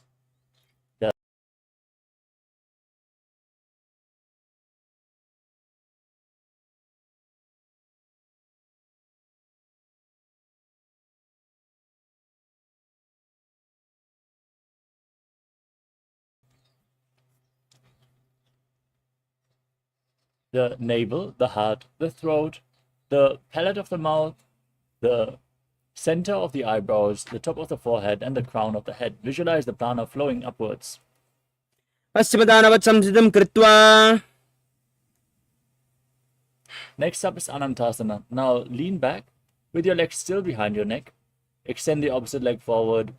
Gaze to your nose. Visualize yourself as being infinite, endless, eternal. Still perform the Pratyahara Kumbhaka. उत्तानचैनी एकैकम्बा ग्रीवायां विन्यस्य इतरहुस्तेन पावाग्रं गृहीत्वा. Now roll onto your side with the leg behind your neck. Rest on the side as you gaze to your nose and feel in complete control in Ankushasana. उत्तानशयिता एकैकम्बादं ग्रीवायां कुर्वन् इतरहस्तं कर्णमूले स्थापयेत्. Next up is Tridushasana. As you lay on your back, pull your knees up against your chest and circle them with your arms. Hold onto opposite knees and rock your body from side to side as you visualize Swamiji in your inner space. उत्तानशयनं जानोनि हृदयवस्तम्भा जङ्गसस्तौरिणी करद्वये बद्ध्वा सव्यापसव्यं लोडयेदृशासनं भवति. Now repeat Urdhva Paschimottanasana on the other side. Lift the right leg behind your neck if you can. Lean forward and down and hold onto the front foot as you visualize Swamiji. पश्चिमदानवत् संस्थितं कृत्वा एकं पादं ग्रीवायां धृत्वा तिष्ठेत् ऊर्ध्वपश्चिमदानं भवति. Now lean back with your leg behind the neck. Hold onto the foot with the opposite hand as you straighten your leg, the opposite leg, and lay on your back. Gaze to your nose and visualize yourself as being unending, Ananta. उत्तानशयनी एकैकम्बा ग्रीवायां विन्यस्य इतरहुस्तेन पावाग्रं गृहीत्वा.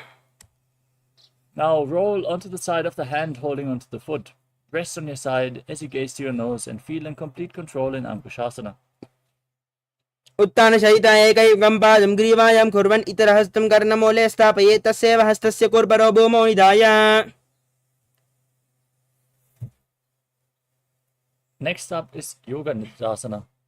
As you lay on your back, bring your legs behind your neck one by one. If you can't bring both the legs behind your neck, you can pull them towards your chest.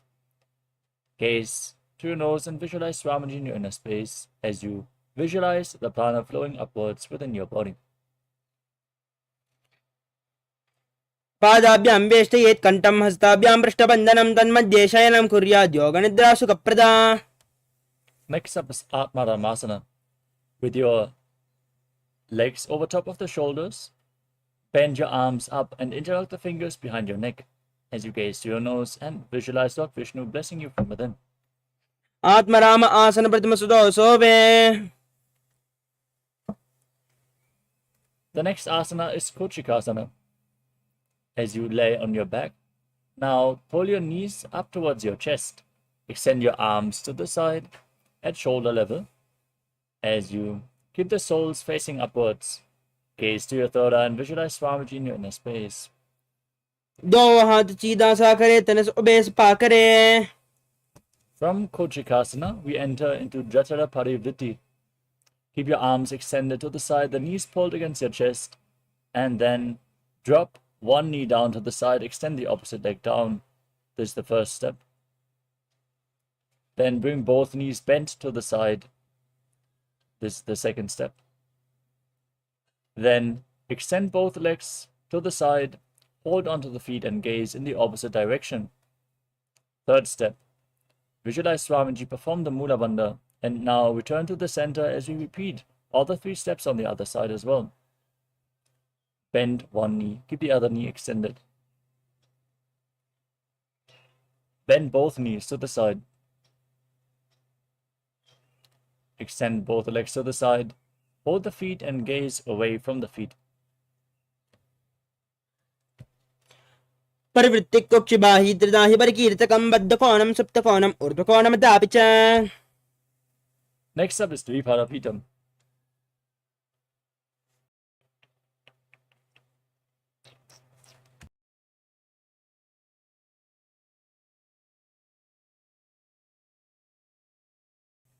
As you lay on your back, place your feet flat on the mat, hold onto your ankles and push your hips up. As you lock your throat in Jalandhara Bandha, breathe in Murcha Kumbhaka, gaze to your nose and visualize yourself as sturdy as a bridge. प्रतिक्रियायुधं द्वन्द्वापीठः सर्वबलप्रदं गर्भिणीनां दुर्बलामि इति Gargi जगादनो. Next up is Paryankasana. With your feet flat, now bring your arms over top of your shoulders, place them on the ground with the fingers pointing towards your feet, and then push your entire body up off the mat. Walk your hands closer towards your feet and visualize yourself as sturdy as stone furniture as you calmly breathe through your nose in Sahadra Kumbhaka.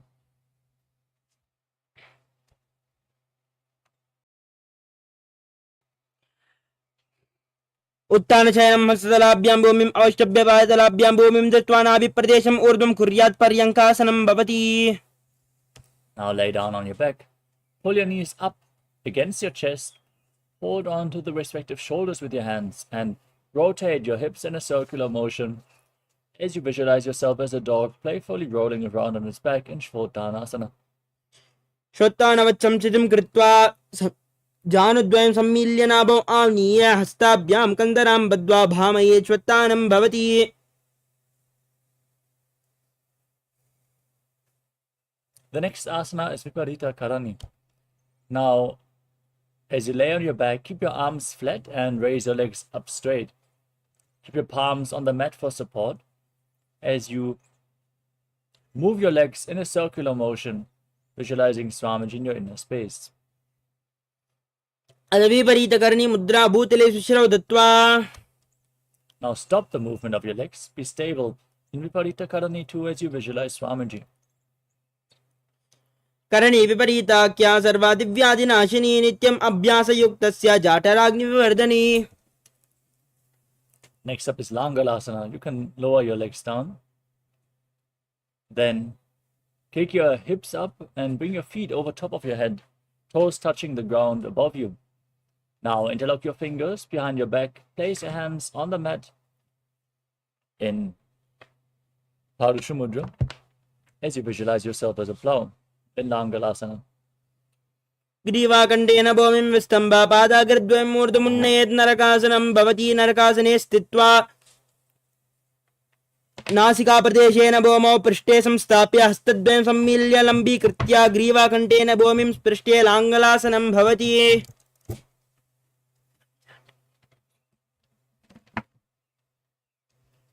Next up is Shaita Paschimottanasana. With your feet over top of your head, now hold on to the feet. Keep your arms and legs straight.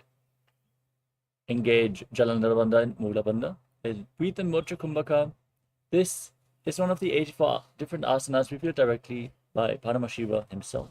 Visualize Paramashiva. Internally chant Om Nithyananda Paramashivoham.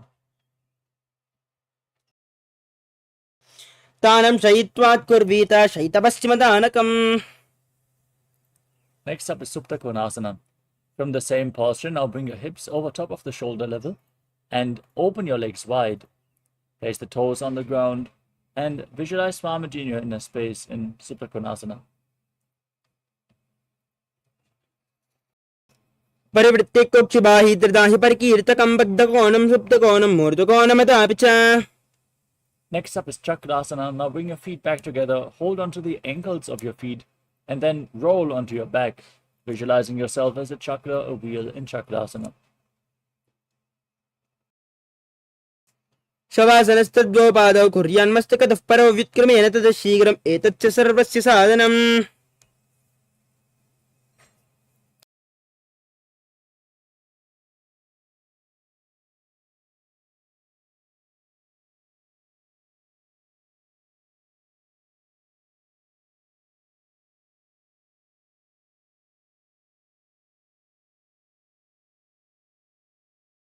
Next asana is Supta Prasarita Parangushtasana.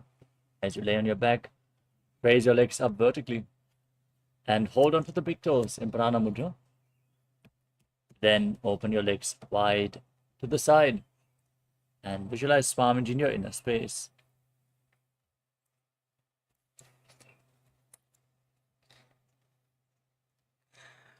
उत्तानपादं क्रौञ्चं च मरीचं वीरभद्रकम्.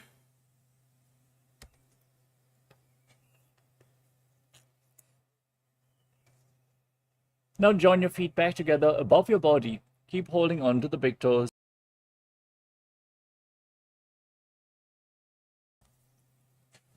Keep your feet together, arms and legs straight. Visualize Swamiji in Supta Parangushtasana.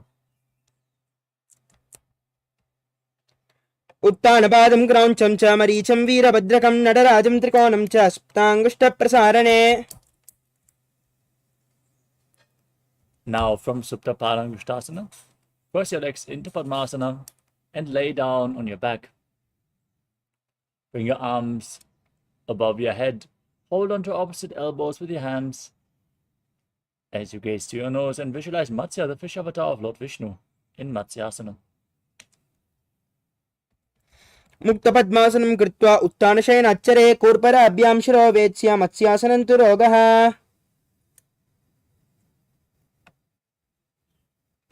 Next up is Parasharamasana.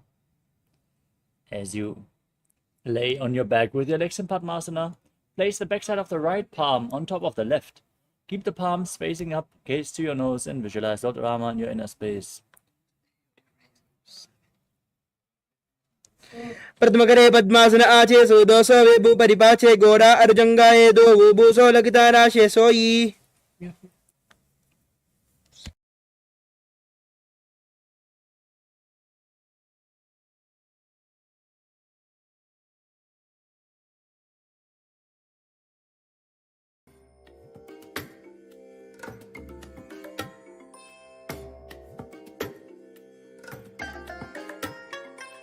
I bless you all. Let you all open all your three eyes and manifest the powers of Mahasadashiva. Om Nithyananda Paramashivoham. Om Nithyananda Paramashivoham.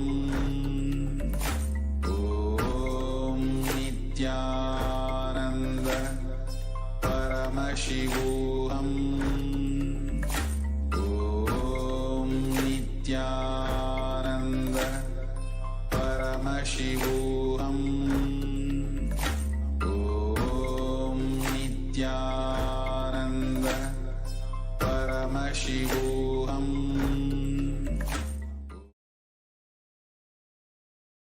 Sorry for the technical glitch. We are back now. I hope we are audible.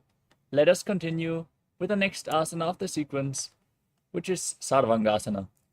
Lay on your back with your legs in Padmasana. As you kick your legs and hips up, support your lower back with your hands.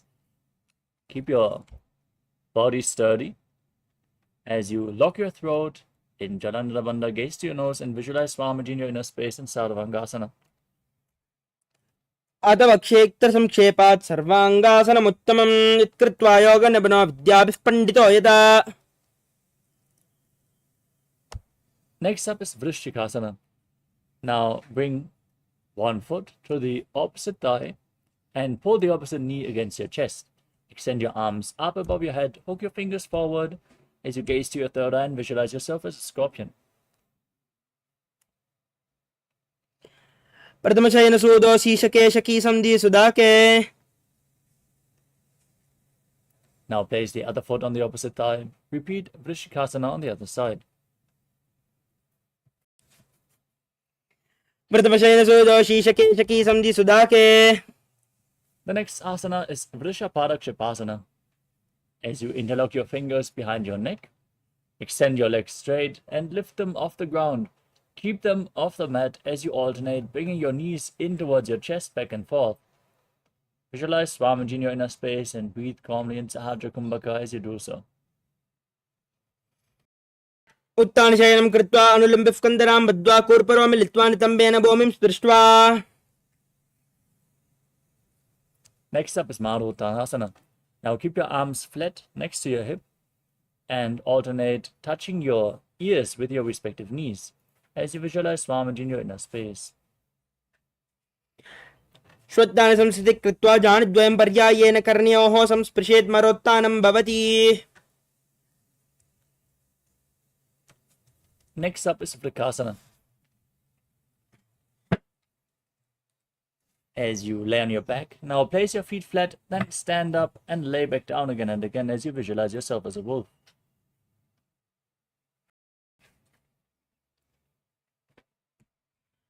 अथ उत्तानशयनं कृत्वा पातलाभ्यां भूमिं धृत्वा उत्तिष्ठेत् वृकासनं भवति. Next up is Luthasana. As you lay on your back, now kick your legs up and roll over again and again. Finally ending in a prone position as you visualize Swamiji. उत्तानशयनं पादौ शिरौ लङ्गौ भूमौ स्थापयित्वा. Now lay down on your stomach. Keep your hands next to the shoulders and contract your lips. Make a whistling sound like a flute on the inhalation as you visualize yourself as a chariot carrying warriors to a battle for Dharma on your chariot back in Salatasana. निब्जं शयनं कृत्वा नाभिं भूमौ निधाय. Next up is Dehalyulanganasana. As you keep your hands flat on the mat, shoulder width apart, now raise yourself up into a plank position and jump your feet in between the hands back and forth as you visualize yourself go beyond body and mind in Dehalyulanganasana. हस्तद्वयं बद्ध्वा तन्मध्ये चरणद्वयम् उड्डानैव बहिरानैव अतः नयेत् देहल्युल्लङ्घनं भवति. Next up is Jatyasana. As you stand on the mat, lean forward and down, place your hands flat in front of the feet and walk around on the mat on hands and feet as you visualize yourself as a wise 60-year-old elephant. अथ जाट्यासनं वक्ष्ये येन जातिस्मरो भवेत् स्थान्द्रिभूमौ च गमनम् आगमनं ततः. Next up is Solitika Karana. As you stand with your knees bent and the feet pointing outwards, bend your elbows, keep your hands at the chest level and rotate your arms around the body as you tilt back and move your head in all directions.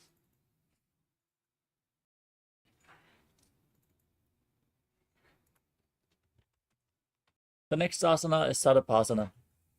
Now, tie your feet with a rope if you have one available, then stand erect on the mat like a rod.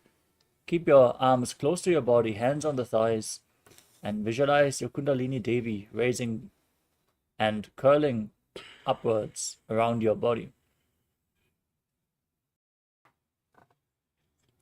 अथ सर्पासनं वक्ष्ये वायुपानाय केवलं शरीरं दण्डवत् तिष्ठेत् रज्जुबद्धस्तु पादयोः. Next up is Ushra Sadhanasana. As you stand on the mat, lean forward and down, and hold your feet from the front. Step your toes onto your fingers as you walk around on the mat and visualize yourself as a camel. मुष्टिकनिष्ठिका प्रदेशेन भूमौ निधाय उपरि पातले संस्थाप्य उष्ट्रवत् उष्ट्रसादनं भवति. Next up is Ashvasana. From the same posture, now hold the feet from the side Walk around on the mat as you visualize yourself as a horse. मुष्टिकनिष्ठिकाप्रदेशेन भूमौ निधाय उपरिपातले संस्थाप्य अश्वशरीरं चलनीयम् अश्वासनं भवति.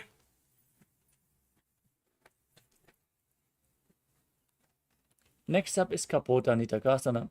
Stand with your feet close together, interlock your fingers behind your body, pull your hands down towards your calves as you open up your chest widely, tilt your head back and visualize yourself as a soaring bird diving. पादले भूमौ निधाय पृष्ठभागेन हस्तौ जङ्घापर्यन्तं नीत्वा कपोतनिटकं भवति. Next up is Talapushpa Putam Karana. Now stand with your heels together, toes pointing outwards and the knees bent. Join your hands in Namaskara Mudra and bow down to one side as you open up your palms and raise the respective heel. Repeat this movement on both sides as you visualize yourself holding a bouquet of flowers and offering it to Paramashiva.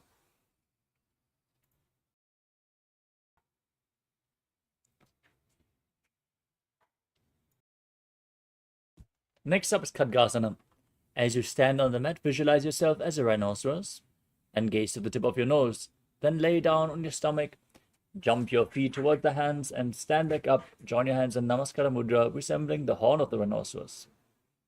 नुजासर्तमासनं कृत्वा पादलाभ्यो भूमिम् अवष्टभ्य उत्तिष्ठेत् खड्गासनं भवति. Next up is the Uttanam. Hold weights if you want to intensify this asana. As you sit down all the way, or as low as you can.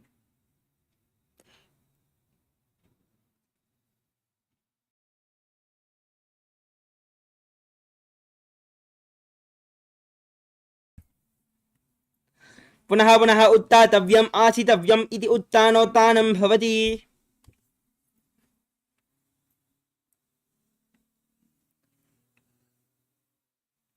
The next asana is Musalasana. As you stand on the mat, now raise your arms up above your head and jump repeatedly as you visualize yourself as a maze. सरलं स्थित्वा ऊर्ध्वं बाहु नयेत् वारं वारम् उड्डानं कृत्वा नयेत् मुसलानं भवति. Next up is Ucheshakasana. Now hold on to one foot and pull it against your chest. As you then sit down and stand back up with the other leg, repeat the movement on both sides again and again, visualizing Swamiji in your inner space and gazing to the tip of your nose. हस्तद्वयेन धृत्वा तिष्ठेत्.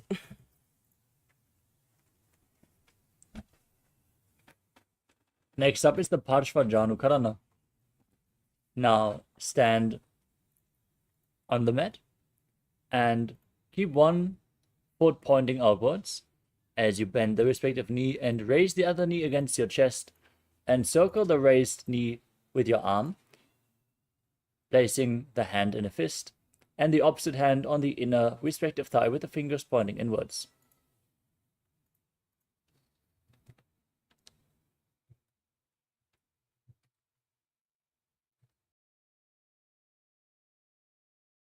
Next up is Tandavasana.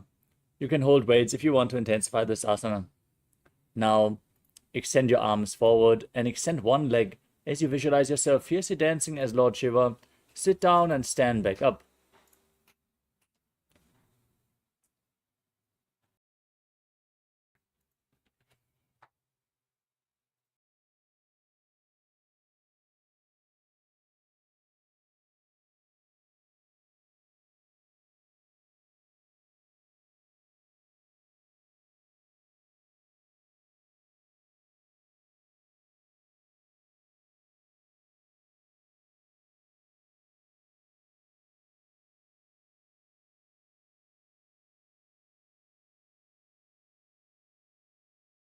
एकेन पादेन स्थातव्यं ताण्डवासनं भवति. Next up is Brahmanasana. As you stand with the left foot to the inner right thigh, keep your hands relaxed by the side as you visualize yourself being blessed by Lord Brahma. ब्राह्मणासनमावक्षे यत् कृत्वा ब्राह्मणो भवेत्. Next up is Garudasana 3. Now, bring the left foot over and around the right knee. Tuck the left toes behind. Bring the left arm below the right and join your hands in Namaskara Mudra as you visualize yourself as Lord Garuda. उत्तानकूर्मपीठं च सैमस्गारुडमेव च वातायनं गोमुखं च भारद्वाजं त्रिविक्रमम्. Next up is Ekapadasana. Now stand one-legged. Place one foot onto the opposite thigh. Keep the hands relaxed by the knees. And visualize Swamiji in your inner space as you calmly breathe through your nose in Sahaja Kumbhaka. दक्षाग्रिं वामपादस्य जङ्घोपरिनिधाय च. The next asana is Dhruvasana, the poster posture.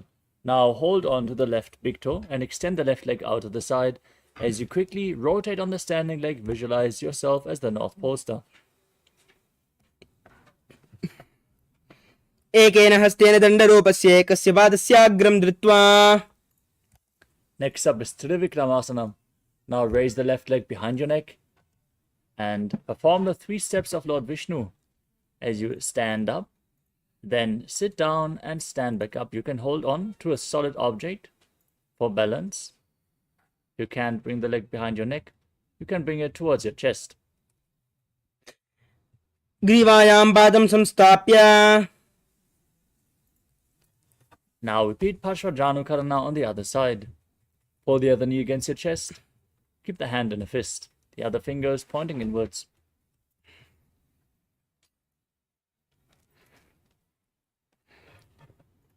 Next up is Tandavasana on the other side. Now hold on to weights. Visualize yourself fiercely dancing as Shiva as you sit down and stand back up on one leg.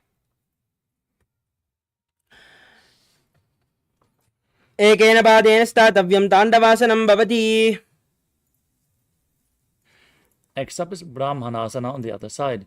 Now place the right foot to the inner left thigh. Keep the hands relaxed by the side as you visualize yourself being blessed by Lord Brahma. ब्राह्मणासनमावक्ष्ये यत् कृत्वात् ब्राह्मणो भवेत्. Now repeat Garudasana 3. Intertwine your arms and legs. Keep your hands in Namaskara Mudra and visualize yourself as Lord Garuda. उत्तानकूर्मपीठं च सैंहस्गारुडमेव च वातायनं गोमुखं च भारद्वाजं त्रिविक्रमम्. Now repeat Ekapadasana. Place the right foot on the left thigh. Keep your hands by the sides and visualize Swamiji. दक्षाग्रं वामपादस्य जङ्घोपरिनिधाय च. Next up is Dhruvasana, the poster posture on the other side. Hold the big toe of the right foot and rotate quickly on the left leg. एकेन हस्तेन दण्डरूपस्य एकस्य पादस्याग्रं धृत्वा.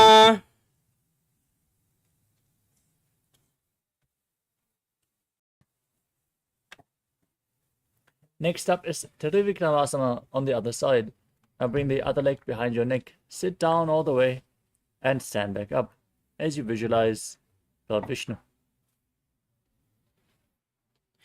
ग्रीवायां पादं संस्थाप्य. Now stand on the mat with the heels together, toes pointing slightly outwards, arms extended away from the body just a bit, with your fingers pointing one by one in Samanaka Karana. Recover from this intense sequence of asanas as you get ready for the final 100 asanas of this sequence.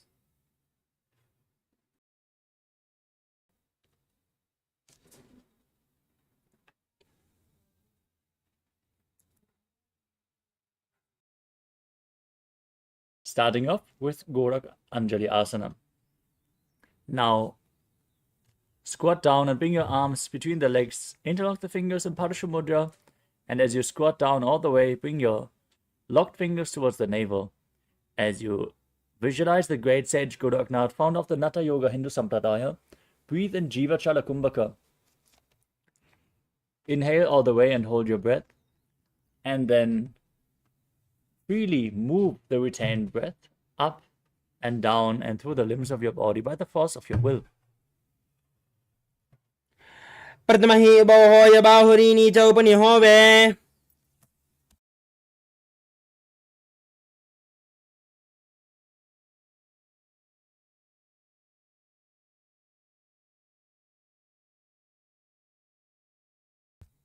Next up is Kanchi Asana. As you insert your hands between the thighs and calves and wrap them around Interlock them behind your butt as you visualize Swamiji in your inner space. ऊर्मध्याधस्थो निवेश्य नितम्बं धृत्वा पादतलाभ्यां भूमिम् अवष्टभ्य तिष्ठेत् काञ्चासनं भवति.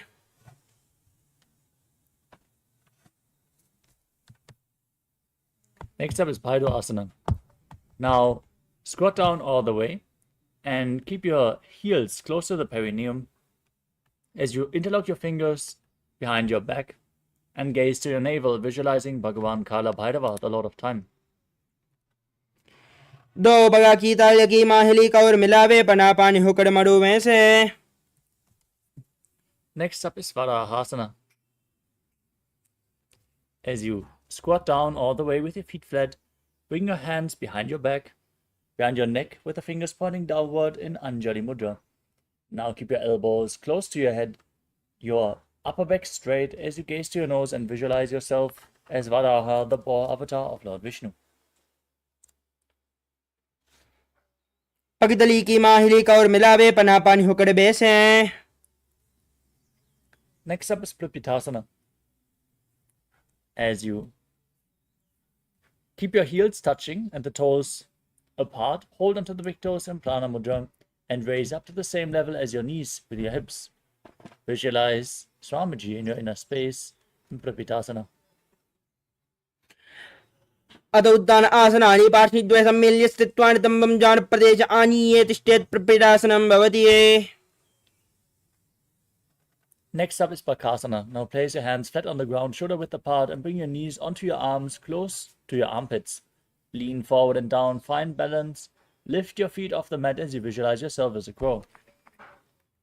Dominic, go back.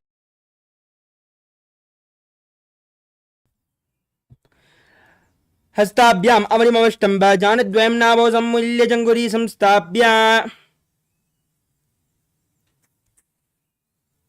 Next up is Sushtanga Kapali Asana. Now keep your hands flat on the mat, the knees towards your armpits.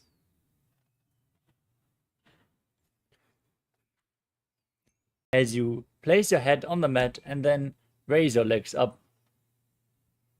Cross your legs into Padmasana and gaze to the tip of your nose as you visualize Swamiji in your inner space. आसन की गुण मन कपाल आचो होई. Now, gently lower your legs down, come to a kneeling posture. Keep your heels outside the hips and sit on the ground as your toes touch behind. Place your hands on the thighs, gaze to your nose, and visualize you're sitting in the secret seat with Paramashiva and Guru in Guptasana. जानोरु अरन्तरे पादो कृत्वा पादो च गोपयेत् पादो परिच संस्थाप्य गूढं गुप्तासनं विदुः. Next up is Vrikshasana 2. Now place your hands on the ground, fingers wide, and lift your body up straight into a handstand. This asana should be practiced to purify the 7 chakras. You can lean against a wall or ask a partner to assist you in the performance of this asana as you visualize yourself as a tree with deep roots growing into the ground. सप्तचक्रक्षालनाय vrikshasana विशेषकान्. Maintain the handstand posture. Gaze up towards your third eye. Visualize Tejas energy flowing to your third eye in Shivo Asana. दो पगजोई माही गुल्प मिलाए उबौ हो ये दो हाथ संपू बकरे.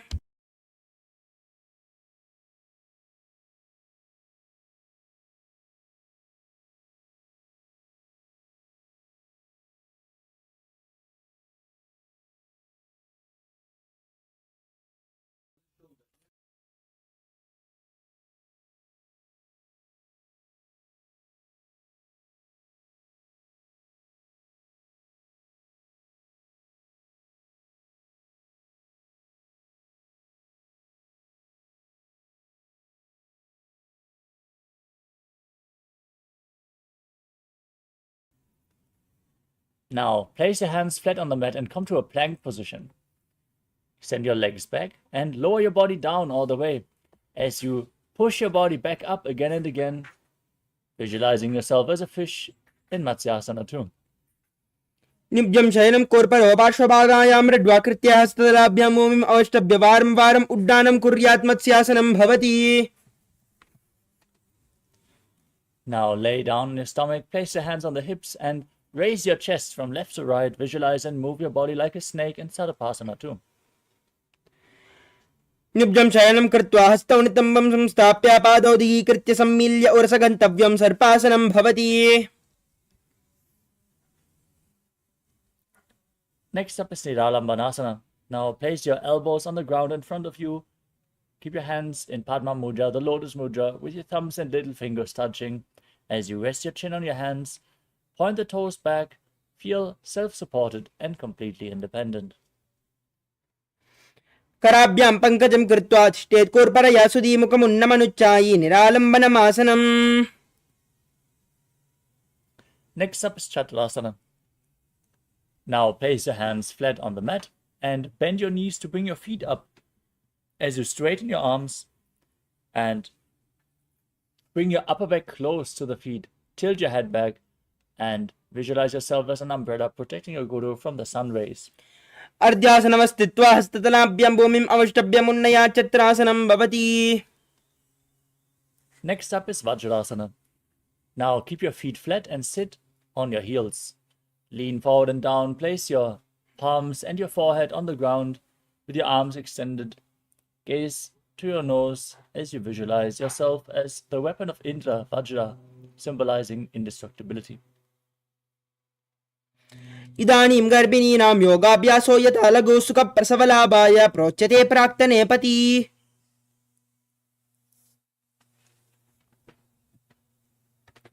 Now place your hands flat on the mat and raise your hips up high into Gajasana as you then alternate striking the ground with your hands, experiencing yourself as powerful as a ram in Meshasana. गजासनसंस्थितौ एकैकं बाहुं भूमौ ताडयेत् मेषासनं भवति.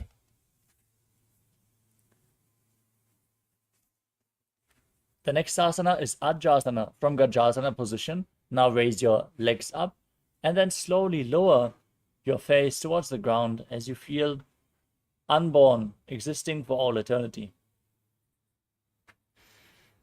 गजासनसंस्थितौ पादद्वयं ममतराले कृत्य मस्तकेन भूमिं स्पृष्टा अजासनं भवति.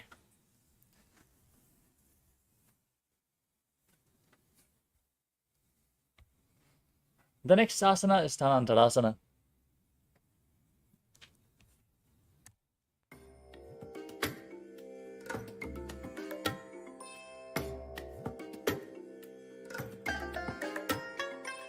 I bless you all. Let you all open all your three eyes and manifest the powers of Mahasada Shiva. Om Nithyananda Paramashivoham. Om Nithyananda Paramashivoham. Om Nithyananda Paramashivoham.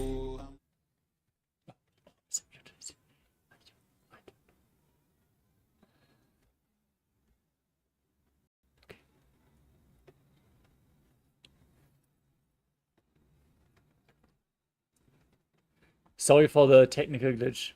We are now back. Let us move to the next asana, which is Dhanantarasana. Sit in a kneeling posture. Hold onto the big toes behind and pull them close to your perineum. Then place your hands on your thighs, gaze to your nose and visualize Swamiji as you breathe in Ujjayi Pranayama. Make an ocean-like sound with your mouth. पूर्वविधिपरिहादा की काकसी शोपनाशरा मोडी पगा की अंगुली अग्रमेडो लगावे.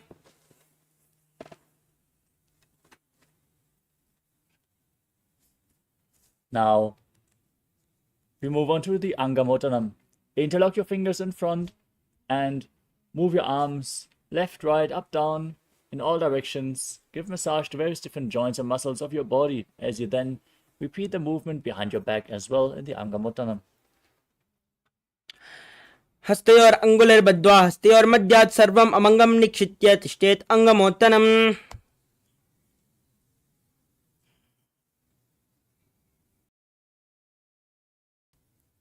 Next up is Garudasana form. As you sit in Vajrasana on your heels, turn your feet outward so the toes are pointing to the side. Now visualize yourself as Lord Garuda, flying Lord Vishnu and Lakshmi on his back as you keep your hands on the knees. जङ्गोरभ्यां नरां पीड्यास्तिर्कयोद्विजानुनौ जानुपरिक्करद्वन्द्वागरुडासनमुच्यते. Next up is Ananda Mandirasana. Now sit with your legs folded back, the toes pointing backwards, with your knees opened wide. Hold your ankles with your hands as you place the front of your buttocks on the ground. Gaze up towards your third eye and visualize yourself residing in the blissful space of a temple. अथ पक्षे वीरनाथ आनन्दमन्दिरासनं यत्कृत्वा अमरो धीरो भवत्येवेह साधकः. Next up is Mandukasana 2. As you sit, with your knees open wide, the feet overlapping on top of your ankles, place your hands underneath the knees and gaze to your nose as you visualize yourself as a frog. Press your frog tongue up against the palate of your mouth in Manduki Mudra and engage Uddiyana Bandha and Mula Bandha. पृष्ठं सम्पीड्य गुल्पाभ्यां जान्वङ्गे सबलयाकृतिः हस्तौ पादतले क्षिप्तौ मण्डुकं पाददोषहृदे.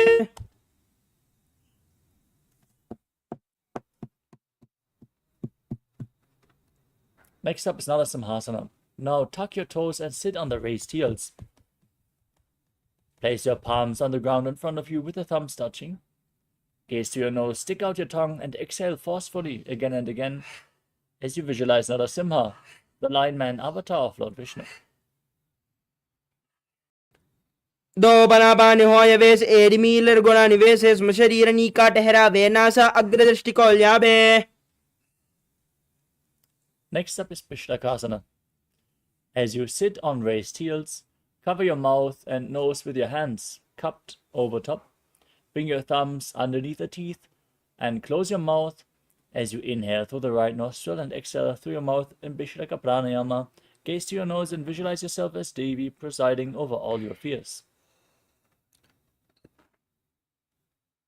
दोम बारांकी एडी जोई गाराफनम मामनपनि होई. Next up is Makarasana. Now keep the soles of the feet together, the top of the feet on the ground, and sit on your heels. Bend your elbows, bring your fingers towards your armpits, and imitate as if a monkey is stretching itself. Gaze to your third eye and visualize yourself as a playful monkey in Makarasana.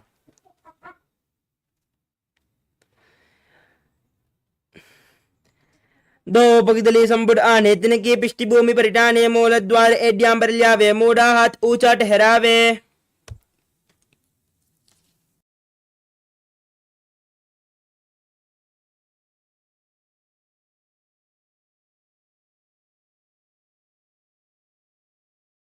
Next up is Vajrasangarasana.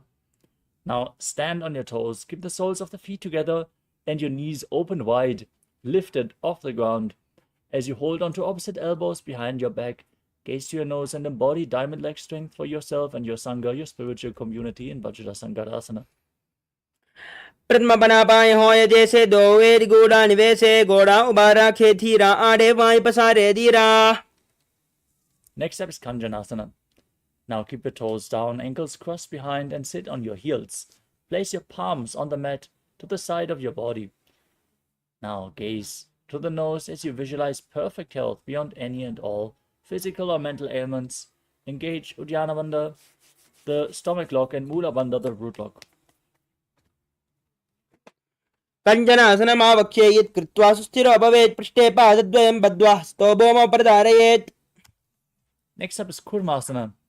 Now place your hands on the knees, maintain the same position, lock your upper back and neck, make it stiff like the shell of a turtle as you gaze to your nose and visualize a turtle with a stable body and mind to live for centuries in Kurmasana. गुलबोधवृषणस्यादौ उत्क्रमेण समाहितौ ऊर्जुकाय शिरो ग्रीवं कूर्मासनमिति ऋतम्. Maintain the same posture, relax your neck and back. Gaze to your nose and visualize Swamiji in Yogasana. गूढं नियम्य गल्पाभ्यां व्युत्क्रमेण समाहितः योगासनं भवेदेति इति योगविदो विदुः. Next up is Vijrugasana. Now stand on your knees. Press your legs behind with the feet near opposite knees. Hold on to your calves with the fingers inside and the thumbs outside as you gaze to your third eye and visualize a space of eternal oneness, Advaita, with your Guru. गोड़ा मामनो उभो होई गोड़ा आधारा के दोई तत्पाद की पानी रहावे पनोवाम गोड़ा दिगल्यावे.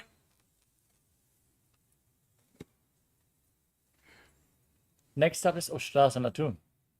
Now keep the top of the feet flat, stand on your knees, hold onto your ankles and lean backward all the way. Push your hips forward and visualize yourself as a camel. मेरुदण्डग्रन्थिदाडय शम्पिपादैषुः पुमान् कपोतोष्ट्रासनाभ्यासं कुर्यान्वितहितासनः. Next up is Jatyasana 2. With your heels together, hands on the soles of the feet, slowly lean back. Bring your elbows down to the mat, followed by the back of your head. Gaze to your nose and experience yourself as a lotus blooming in Jatyasana 2. द्वौ एरी सम्बुड्करे सोले मूलद्वारिधरिधरे. Next up is Viratasana. As you sit on your knees with your thighs and calves together, lean back and touch your back to the ground, then rise back up again and again.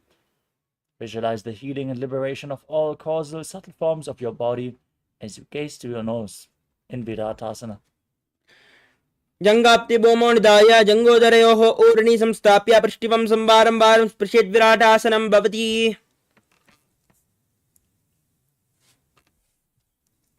Next up is Kapotasana. As you sit on your heels, lean backwards, and bring your arms over top of your shoulders. Place your forearms on the ground. Bring your head in between the feet if you can. As you tilt back as far as possible, visualize yourself as a beautiful dove. मेरुदण्डग्रन्थिदाढ्य सम्पिपादैषुः पुमान् कपोतोष्ट्रासनाभ्यासं कुर्यान्वितहितासनः.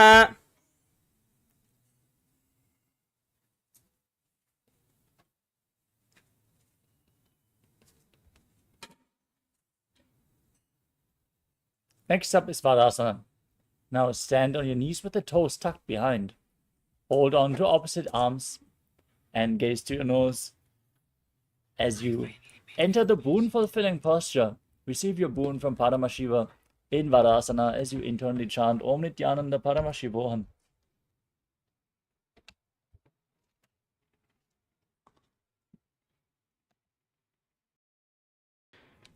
जानुनी भूमौ संस्थाप्य हस्ताभ्यां बाहु परस्परं धृत्वा सरलं तिष्ठेद्वरासनं भवति.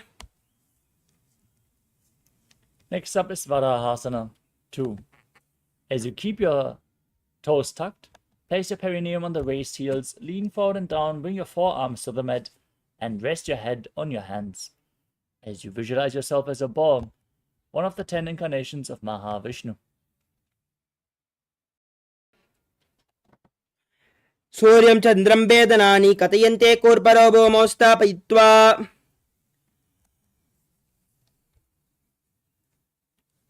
Next up is Mundasana. From the kneeling posture, place your forearms on the ground, shoulder width apart. Interlock your fingers, place your head on the mat, supported with your hands, and then kick your legs up into a headstand. You can lean against the wall, ask a partner to aid you. From this asana, gaze to your nose, lock the Mula Bandha, breathe calmly through your nose in Sahadra Kumbhaka, and visualize yourself as a lob tree in Mundasana. अधो मुण्डासनं वक्ष्ये सर्वेषां प्राणिनां सुखम् ऊर्ध्वमार्गे पदे दत्त्वा धारयन्मारुतं सिद्धिः.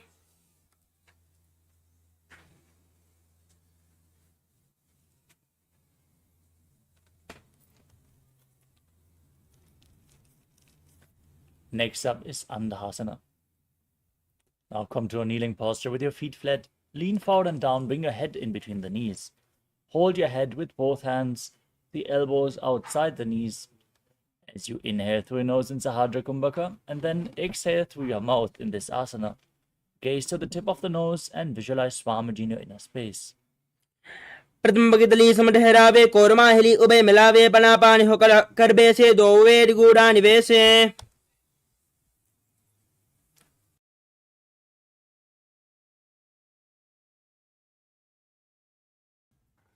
Next up is Viparita Sharabhasana.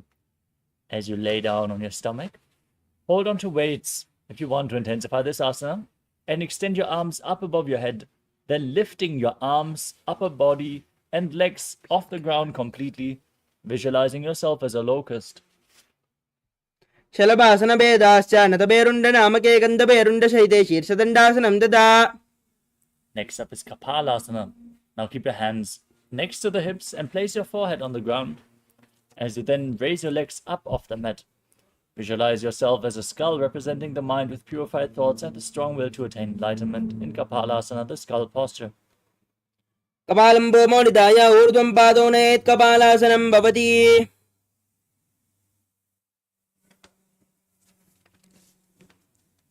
The next asana is Akasha Kapotasana.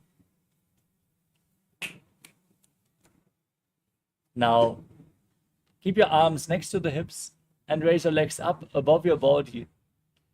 Bring your feet in front of your face on the ground if you can, as you visualize yourself as a free and open dove.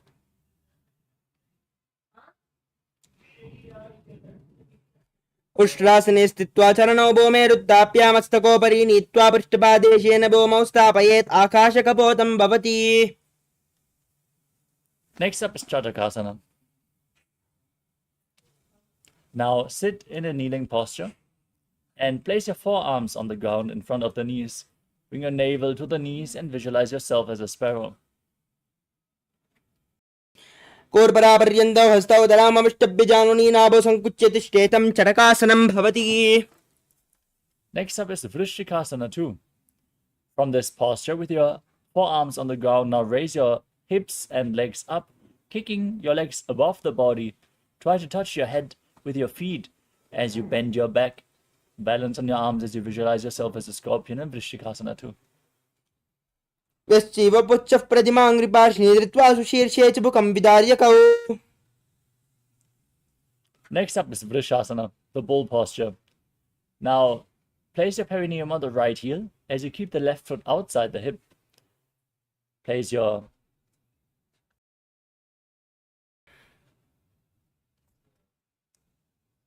palms on the ground in front of the knees as you visualize yourself as a bull. Forcefully inhale through your nose in Antaranga Kukumbhaka and then hold the breath for a short while before you slowly exhale again through the nose. याम्यगुल्पे पादमूले वामभागे पतेतरम्. Next up is Lolasana. As you keep your hands flat on the ground, fingers spread for support, lift your entire body off the mat, cross the toes of the left foot over the right as you visualize Swamiji in your inner space. लोलासनं सदा कुर्यात् वायुरोलापघातनात्. Now place your perineum onto the left heel. Keep the right foot outside the hip. Keep your hands in front. Visualize yourself as a bull.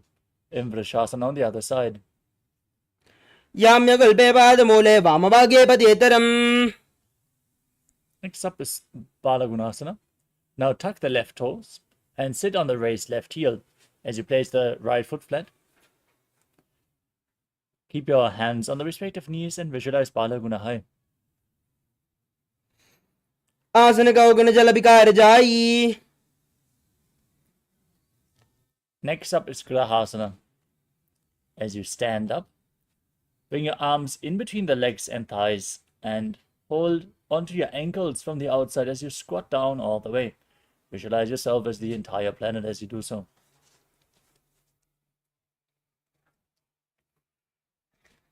पातले संस्थाप्य जानुमध्ये कोर्परौ संस्थाप्य गुल्पप्रदेशो धृत्वा तिष्ठेत् ग्रहासनं भवति.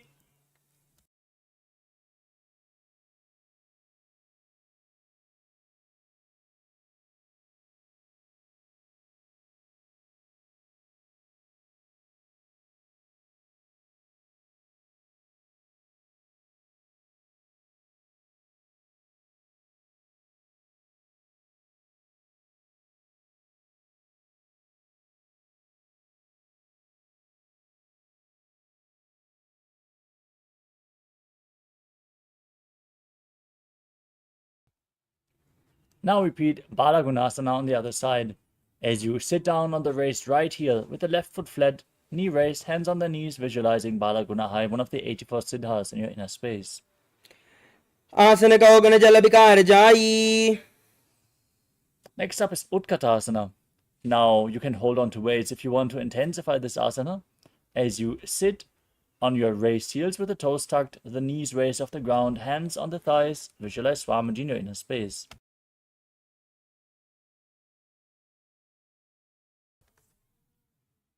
युजोस्फिजोस्ति यत ऊर्ध्वजानु यत्रासने. Next up is Vajrasangarasana 2. Now, bring the soles of the feet together and keep your knees open wide off the ground as you hold on to opposite elbows behind your back. Visualize Swamiji in your inner space in Vajrasangarasana 2. प्रथमपनापानि होयजेसे द्वौवेदिगूढा निवेशे गोढा उपादाख्ये थिया आडे वायुपसारे धीरा. Next up is Anilasana. Now place your palms on the ground and step your heels onto your hands. Squat down all the way and keep your arms straight as you gaze to your nose and visualize you are able to consume and live off of air alone. द्वौ हाथ भूमि परिटाने कहुनी जारी नाभिलग आने. The next asana is Padukasana. Now, lean forward and down, place the back side of your hands on the mat and step your feet onto your hands, wrapping your hands around the feet like shoes. As you walk around on the mat, visualize you're wearing padukas walking across India. हस्ततलयोः पादतले कृत्वा तिष्ठेत् गच्छेत् पादुकासनं भवति. Next up is Kukutodhanasana. As you keep your palms on the ground, kick your legs up and let them fall back down again and again, visualizing yourself as a rooster. Don't forget to breathe in Antarangaka Kumbhaka. हस्ततले भूमौ कृत्वा पादतले च ऊर्ध्वं मुण्डानं कृत्वा भूमौ पतेत् इत्थं पुनः पुनः कुर्यात् कुक्कुटोड्डानं भवति. Next up is the Viparita Nrityasana. Keep your hands flat on the mat and kick your legs up and move around on two hands, dancing as you feel yourself become free from all inhibitions.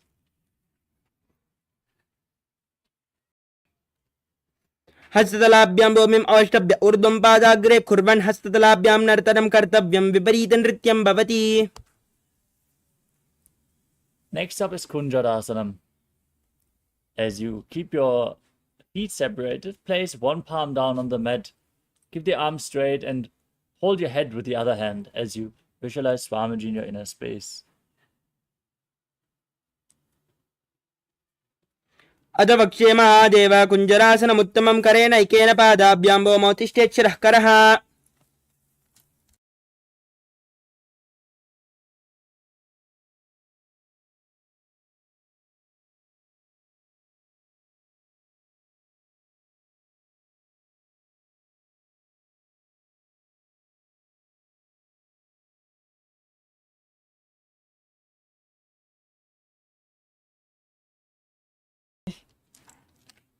Now, exchange the position of your hands. Repeat Kunjarasana on the other side. अथ वक्ष्ये महादेव कुञ्जरासनमुत्तमं करेण ऐकेन पादाभ्यां भूमौ तिष्ठेत् शिरः करः. Next up is Kadambasana. Squat down all the way. Hold onto your ankles with your hands. And then lift your feet off the ground as you visualize yourself as a Kadamba tree, a pious tree that promotes a long life. पार्ष्णिभ्यां भूमिम् अवष्टभ्य हस्तद्वयेन गुल्पा धृत्वा तिष्ठेत् कादम्ब भवति. Next up is Pavana Muktasana. Place your feet flat and pull your knees against your chest with opposite hands. Visualize any excess vata being released from a balance within your system. द्वयोस्तु पादयोः पानं लात्वा स्वस्वनितम्बके जानुनि वक्षसि सा दुर्बभ्रतीकरबन्धने. Next up is Chakrasana. Now bring the left leg behind your neck. Extend the right leg to the front. Place your hands on the mat and lift your entire body off the ground as you gaze up to your third eye and visualize yourself as a powerful source of energy in Chakrasana. पूर्वतानं चतुष्पादं पीतं वज्रासनं तथा चकोरक्रौञ्च शलभभुजङ्गम् अपि विस्तृकम्. Now keep the right leg extended. Hold on to both the big toes with the respective hands in Prana Mudra. As you pull the left foot towards your ear, visualizing yourself as a bow in Dhanurasana 2. पादाङ्गुष्टौ च पाणिभ्यां गृहीत्वा शरणावती धनुराकर्षकाकृष्टं धनुरासनमिति ईरितम्. Next up is Ashtavakrasana. Now bring the left leg over top of the left shoulder. and hook the right foot over top of the left foot. Now lean forward and down, extend the feet out to the side and balance on your arms as you visualize yourself as a flying crane. वासिष्ठमतकौण्डिन्यम् ऊर्ध्वकुक्कुटमेव च. Next up is Pranasana. Now place the right foot onto the left thigh. Keep the left foot flat with the left knee raised. Bring your left shoulder underneath the raised knee. Press the right knee to the mat and gaze up to your third eye as you visualize you are immortal and able to exist solely from prana. एतत् प्रभेदं वक्ष्यामि करोति यस्य च अमरः एकपादमुरो बद्ध्वा स्कन्देऽन्यपादरक्षणम्. Next up is Parshvamatsindasana. Now bring the right foot to the left hip and step the left leg over top of the right knee. Twist your right elbow outside the raised knee, bring your arm below the knee, and then hold on to the fingers behind your back. As you twist your spine, gaze up to your third eye and visualize the great sage and yogi Nithyananda, the master of Hatha Yoga. वामोर्मूलार्पितदक्षपादो जान्वोर्बहिर्वेष्टितदक्षदोष्णा प्रगृह्यतिष्ठेत् परिवर्तिताङ्गः श्रीमत्स्यनाथोदितमासनं स्यात्. Now repeat Chakrasana on the other side. Now bring the other leg behind your neck. As you straighten the opposite foot forward, place your hands on the mat and then lift your body upwards. Gaze up towards your third eye. Visualize yourself as a powerful source of energy.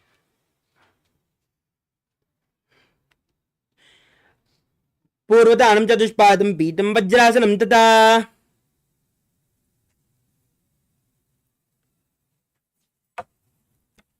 Now keep the leg extended, hold onto the big toes in Prana Mudra. Visualize yourself as a bow in Dhanurasana too.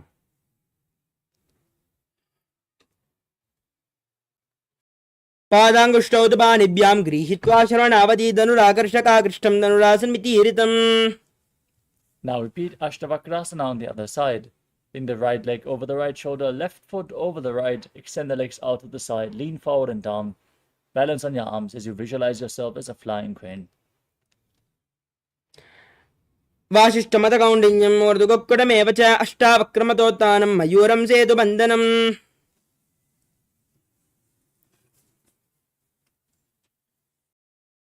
Next up is Pranasana on the other side. Now place the left foot on the right thigh. Bring your right shoulder beneath the right knee. Visualize you are immortal, able to exist solely from prana. एतत् प्रभेदं वक्ष्यामि करोति यस्य च अमरः एकपादमुरो बद्ध्वा स्कन्देऽन्यपादरक्षणम्.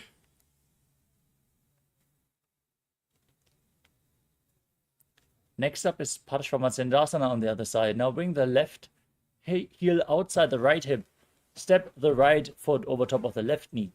Twist your body around the knee and interlock the fingers behind as you gaze to your third eye and visualize the great sage Nithyananda, master of Hatha Yoga. वामोर्मूलार्पितदक्षपादो जान्वोर्बहिर्वेष्टितदक्षदोष्णा प्रगृह्यतिष्ठेत् परिवर्तिताङ्गः श्रीमत्स्यनाथोदितमासनं स्यात्.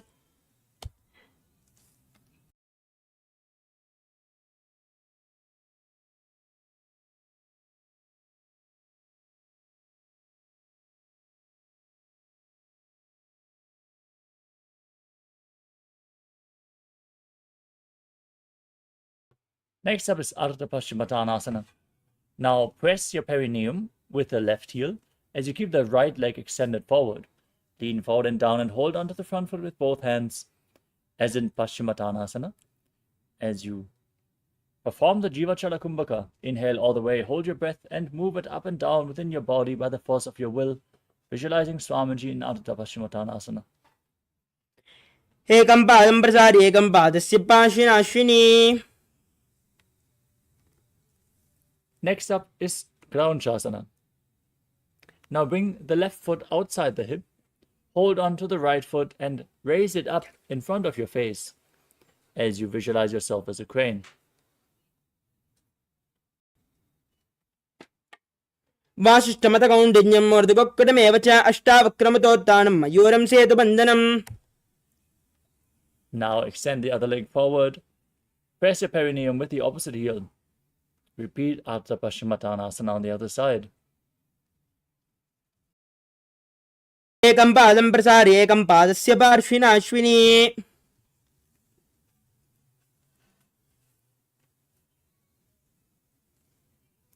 Now bring the right foot outside the hip. Hold on to the left foot and lift it up in front of your face, visualizing yourself as a crane as you keep your knees straight and Kranjasana on the other side. वासिष्ठमतकौण्डिन्यम् ऊर्ध्वगुक्कुटमेव च अष्टावक्रमतोत्थानं मयूरं सेतुबन्धनम्. Next up is Svastikasana. Now sit with your feet in between the thighs and calves. Keep your spine straight, palms resting on the knees as you gaze to your nose. Embody peace, well-being, good fortune and prosperity as you visualize a swastika in your inner space. जानुर्वोरन्तरे पादौ उत्थानौ व्यक्तसंस्थौ. Maintain the same posture, but cover your heels with your hands, fingers spread wide, gaze to your nose. Visualize the great sage Godagna, founder of the Natha Yoga Hindu Sampradaya. Tuck your chin to the chest in Jalandhara Bandha and engage the perineal floor in Mula Bandha in Godakshasana. जानुर्वोरन्तरे पादौ उत्थानौ व्यक्तसंस्थौ कुल्पौ च आच्छाद्यहस्ताभ्याम् उत्थानाभ्यां प्रयत्नतः. Next up is Pagasana 2. Now, bring the left heel against your perineum and place the right foot onto the left thigh. Gaze up towards your third eye, visualize Swamiji and meditate on Arihanta, the Enlightened One. As you get ready to enter Shanmukhi Mudra, inhale all the way, then close your mouth with little and ring fingers, your nostril with the middle fingers, your eyes with the index fingers, and your ears with your thumbs. वामपार्श्वगुणं संस्थाप्य दक्षाग्रं वामजगणे. Next up is Yogasana 2. Place your feet onto opposite knees and then keep your hands at the side of your body down on the ground with your palms facing upwards. Gaze to your nose, visualize Swamiji and breathe in Kakachantra Kumbhaka. Roll up your tongue and inhale through the rolled up tongue. Exhale through your nose in Yogasana 2. उत्थानौ चरणौ कृत्वा संस्थाप्योपरि जानुनौ आसनोपरि संस्थाप्य चोत्थानं करयुग्मकम्. Next up is Urdhva Kukutasana. Rotate your hands at the side of your body. Place your palms on the ground. As you keep your legs in Padmasana, lift your entire body off the ground and visualize yourself as a rooster. वासिष्ठमतकौण्डिन्यम् ऊर्ध्वगुक्कुटमेव च अष्टावक्रमतोत्थानं मयूरं सेतुबन्धनम्.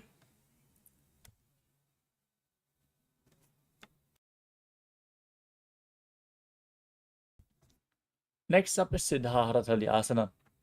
As you sit in Padmasana, bring your arms between the legs. Place your palms flat on the ground. Stay seated on the mat. Don't lift your body up. Gaze to your nose and visualize Swamiji in your inner space.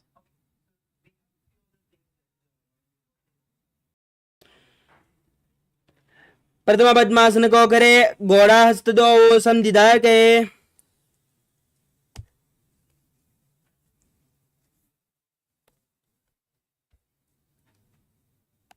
Next up is Hamsasana.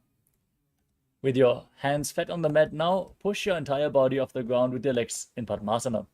Gaze to your nose and visualize yourself as an elegant swan. Breathe in Kakachantra Kumbhaka in Hamsasana. Kukkutasana स्थित्वा स्कन्दपर्यन्तम् ऊर्ध्वं नीत्वा तिष्ठेत् हंसासनं भवति. Next up is Karmukasana. As you sit in Padmasana, bring your arms between the legs and push your hands behind your body, interlocking the fingers in Parasha Mudra, placing them on the mat behind you. As you bring your forehead to the mat, visualize yourself as Lord Shiva's bow. प्रथम पद्मासन को करे घोड़ा संधिमाहि करिधरे. Next up is Kurmasana 2.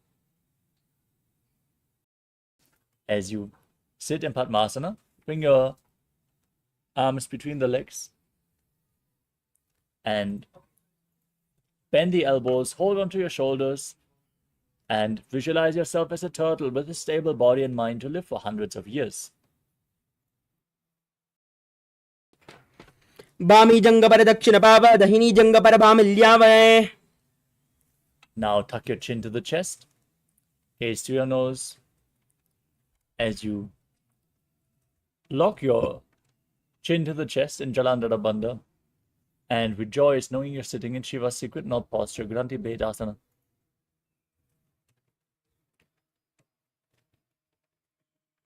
अथ वक्षे नीलकण्ठ ग्रन्थिभेदासनं शुभं यत्त्वा रुद्रोपवेक् क्षिप्रं सूक्ष्मवायुनिषेवनात्. Next up is Uttana Kurmasana. From the same posture, now roll onto your back, hold onto your shoulders, and gaze to your nose as you feel like a turtle laying on its back. कुक्कुरासनवन्दस्तं कराभ्यां धृतकन्दरं पीठं कूर्मवदुत्थानम् एतदुत्थानकूर्मकम्.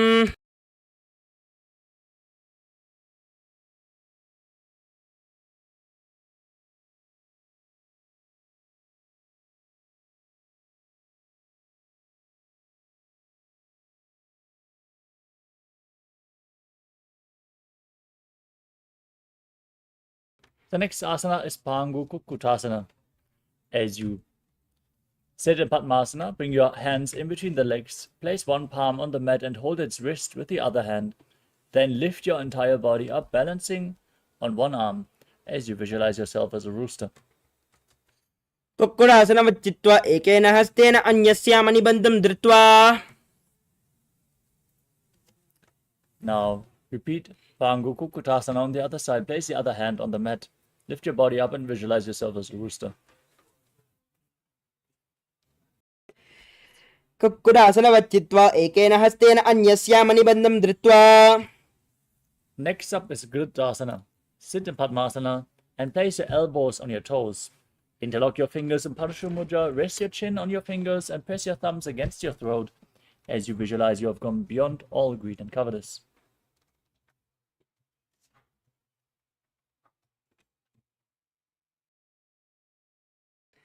जानर्वोरन्तरे पादौ उत्थानो व्यक्तसंस्थौ गुल्पौ चाच्चाद्यहस्ताभ्याम् उत्थानाभ्यां प्रयत्नतः. Next up is Padmasana 3. Sit in Padmasana and place the backside of one palm over the other. Rest your palms in your lap with the palms facing upwards. Gaze to your nose. Engage all three bandhas. Lock your throat. Engage the stomach region and contract the perineal floor as you visualize Swamiji in your inner space. उत्थानौ चरणौ विधाय विधिवच्छक्तिस्थितौ योगिरात्. Now place your hands on the respective knees. Gaze to your nose, contract the perineal floor, and visualize Paramashiva in your inner space in Padmasana 4. एतत् पद्मासनं कुर्यात् प्राणवायुप्रसिद्धये शुभासनं सदा ध्यायेत् पूरयित्वा पुनः पुनः. Now keep one hand on the respective knee, hook the other hand around the respective big toe in Prana Mudra. Move the big toe round and round as you visualize yourself as Paramashiva's bow, Pinaka. Then repeat the movement on the other side as well in Karmakasana 2. अतान्यासनमावक्ष्ये योगपूरकरक्षणात् कृत्वा पद्मासनं पाद अङ्गुष्ठजङ्घयोः स्थितिम्. Next up is Karmakasana 3. As you sit in Padmasana, cross your arms behind your back and hold on to the opposite big toes in Prana Mudra. Engage all the bandhas, gaze to your nose and visualize yourself as Paramashiva's bow. कर्मुकासनमाक्षित्य उदरे पूरयेत् सुगं तदा वायुर्वसो याति कालेन सूक्ष्मवायुना.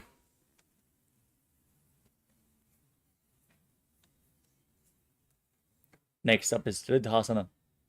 Maintain the same posture but raise your chest, gaze up, and visualize that you are the action of Paramashiva's third eye destroying anything you come across. ओरभ्यामुपरिस्थाप्य पादयुग्मं प्रयत्नतः दक्षिणं सव्यदेशे च सव्यं दक्षिणदेशके. Now, with your legs in Padmasana, the arms crossed behind your back, lay on your back. Hold on to the big toes if you can, as you gaze to your nose and visualize yourself as a snake, breathing calmly through your nose in Nagarasana. प्रथम पद्मासन कोटाने दो हाथ पाचाने आने. Next up is Kandukasana. Now free your arms and legs. Hold your knees up against your chest. Tuck your chin to the knees. Interlock your fingers around the knees and squeeze your body into a ball. वेत्रासने स्थित्वा हस्तपादान् निष्कुष्य. Now lay down on your back. Interlock your fingers behind your neck.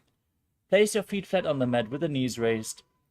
Gaze to your nose and visualize Swamiji in your inner space in Urdhva Pavanasana.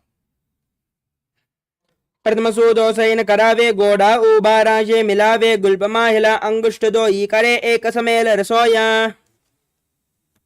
The next asana is Marakata Pitasana. Now, with your feet flat, place the upturned palms underneath your heels. Step your heels onto your hands. As you push your hips up, lock your throat to the chest.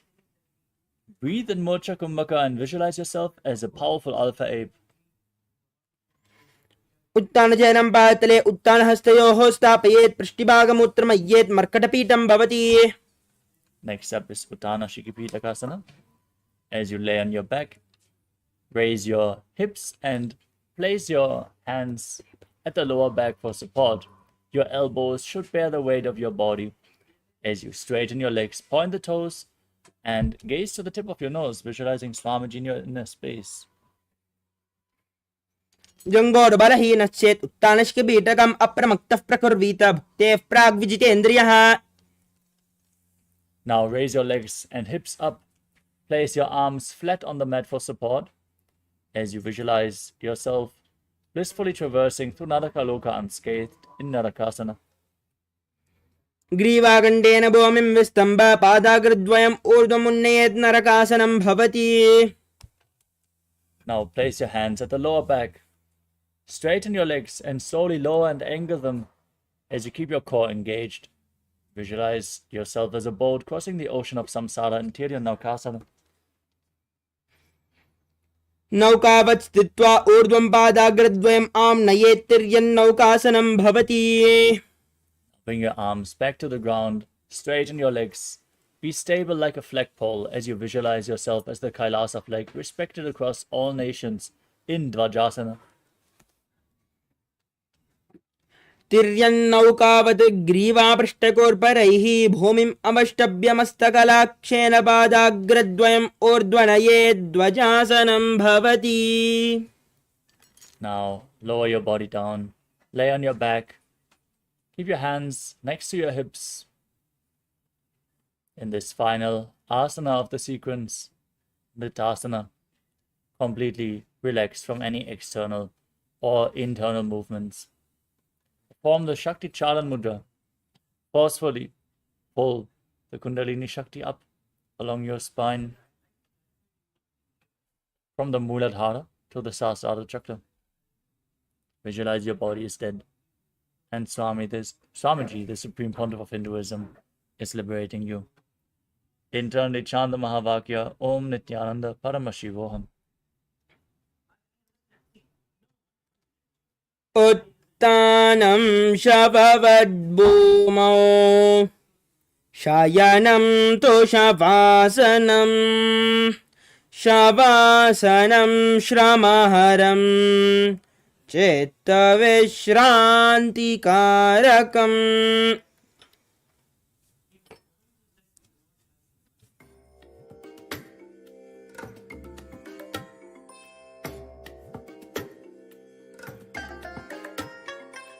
I bless you all.